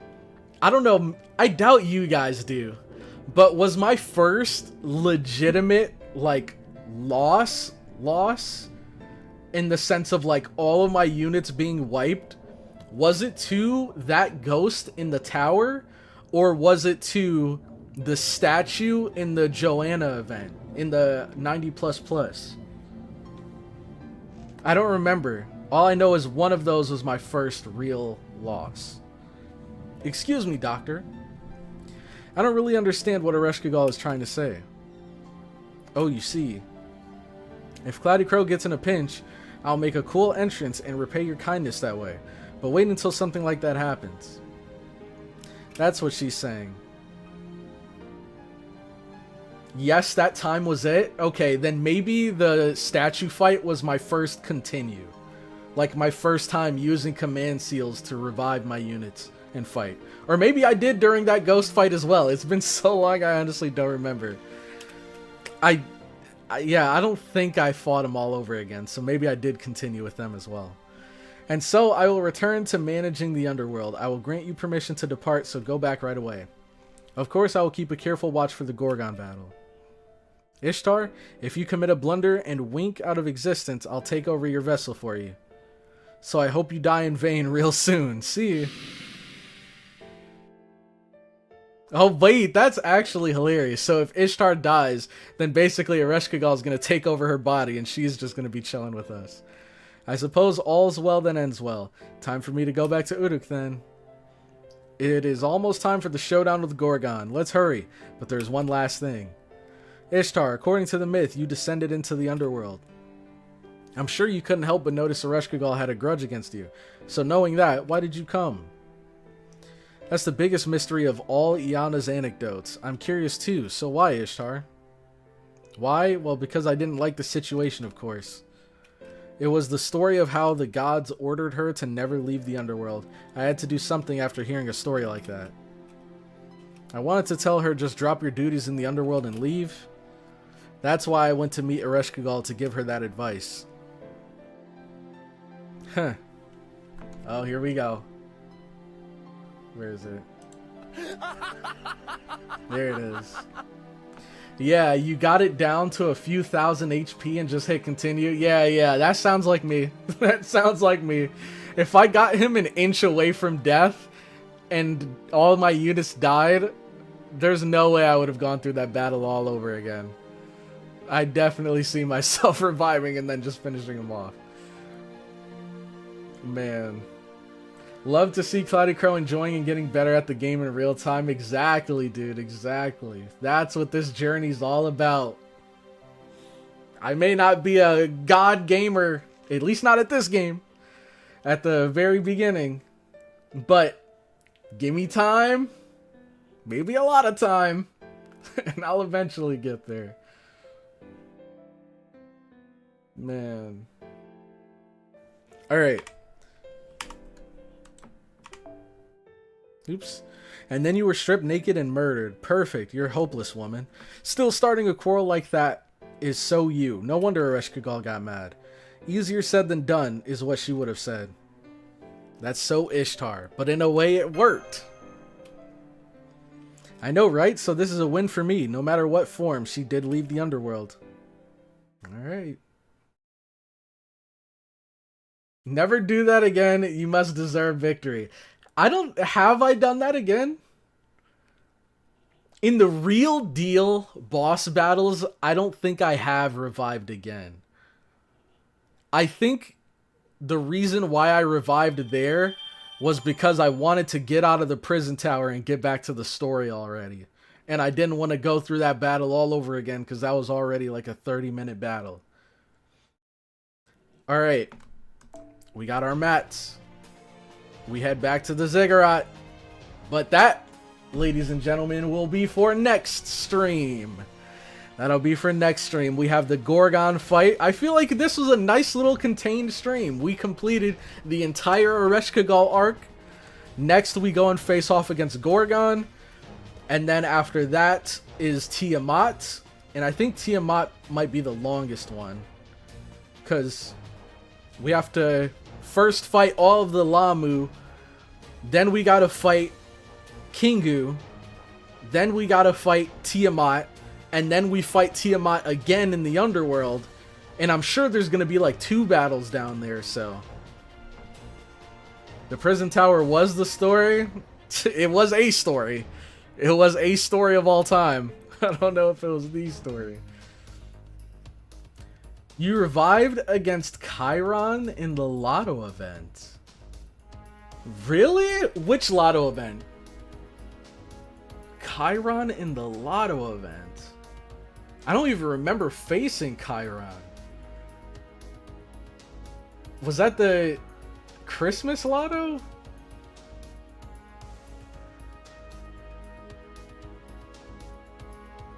I don't know. I can't imagine. I really revived against a Chiron? I don't know. Dang. We got more tickets. Whew, we're getting there. What section are we on? Was it in the jungle one? I'm trying to remember. What were all the lottos I've even done so far? We had the Christmas Lotto.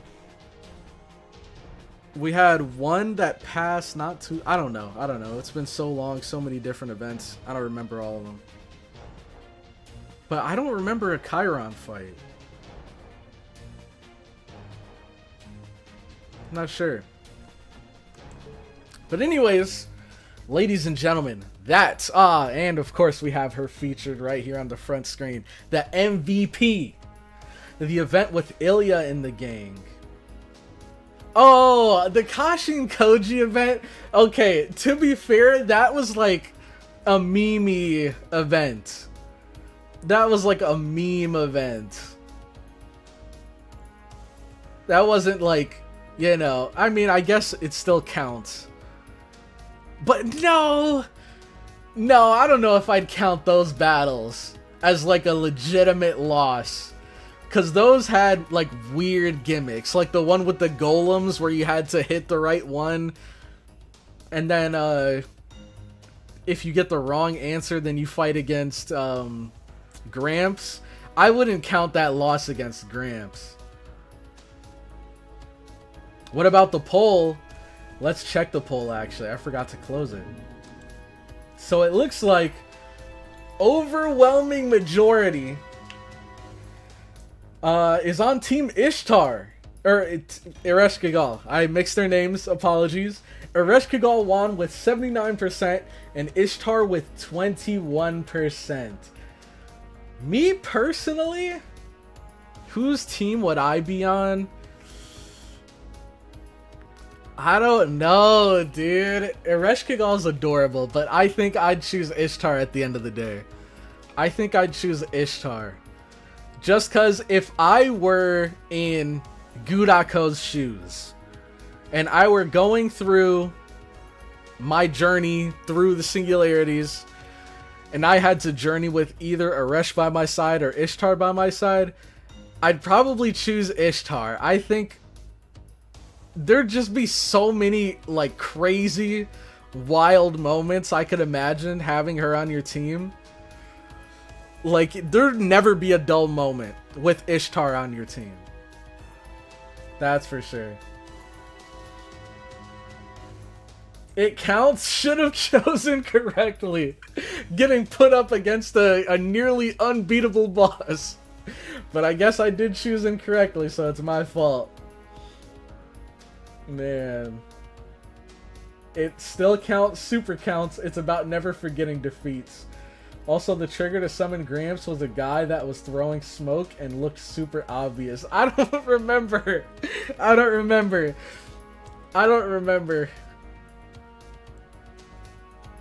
It was so long ago. All I know is it didn't seem like... I saw that there was the obvious unit that you're talking about, but I thought he was the answer. I didn't think that...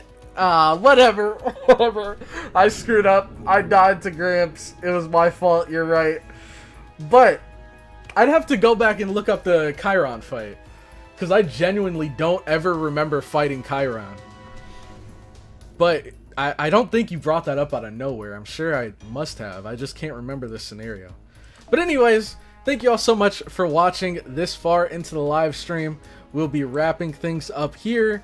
Next stream on Tuesday. We're going to keep it consistent. Next stream on Tuesday, we will be playing through more Babylonia. Hopefully, we will be able to finish the Gorgon fight.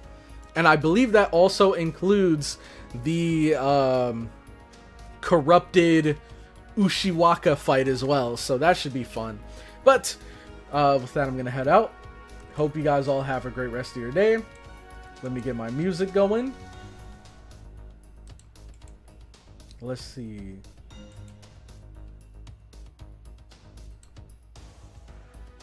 Okay, swap these. All right, and I will catch you all. Oh, it was the roguelike gimmick fight. Okay, that was hard. I'm not gonna lie, that roguelike fight, that was hard. I wasn't ready for... I knew it was a roguelike going into it, but I wasn't ready for the roguelike. Plus, the whole point of roguelikes is you go through it, you kind of throw yourself at it, and then the second time you go through it, you go into it with more experience and more knowledge. And then you go through again and again and have different playstyles. I just went in once, ran into it head first, got smacked up. So, you live and you learn. But, thanks again to everyone for watching, and I will catch you all in the next one.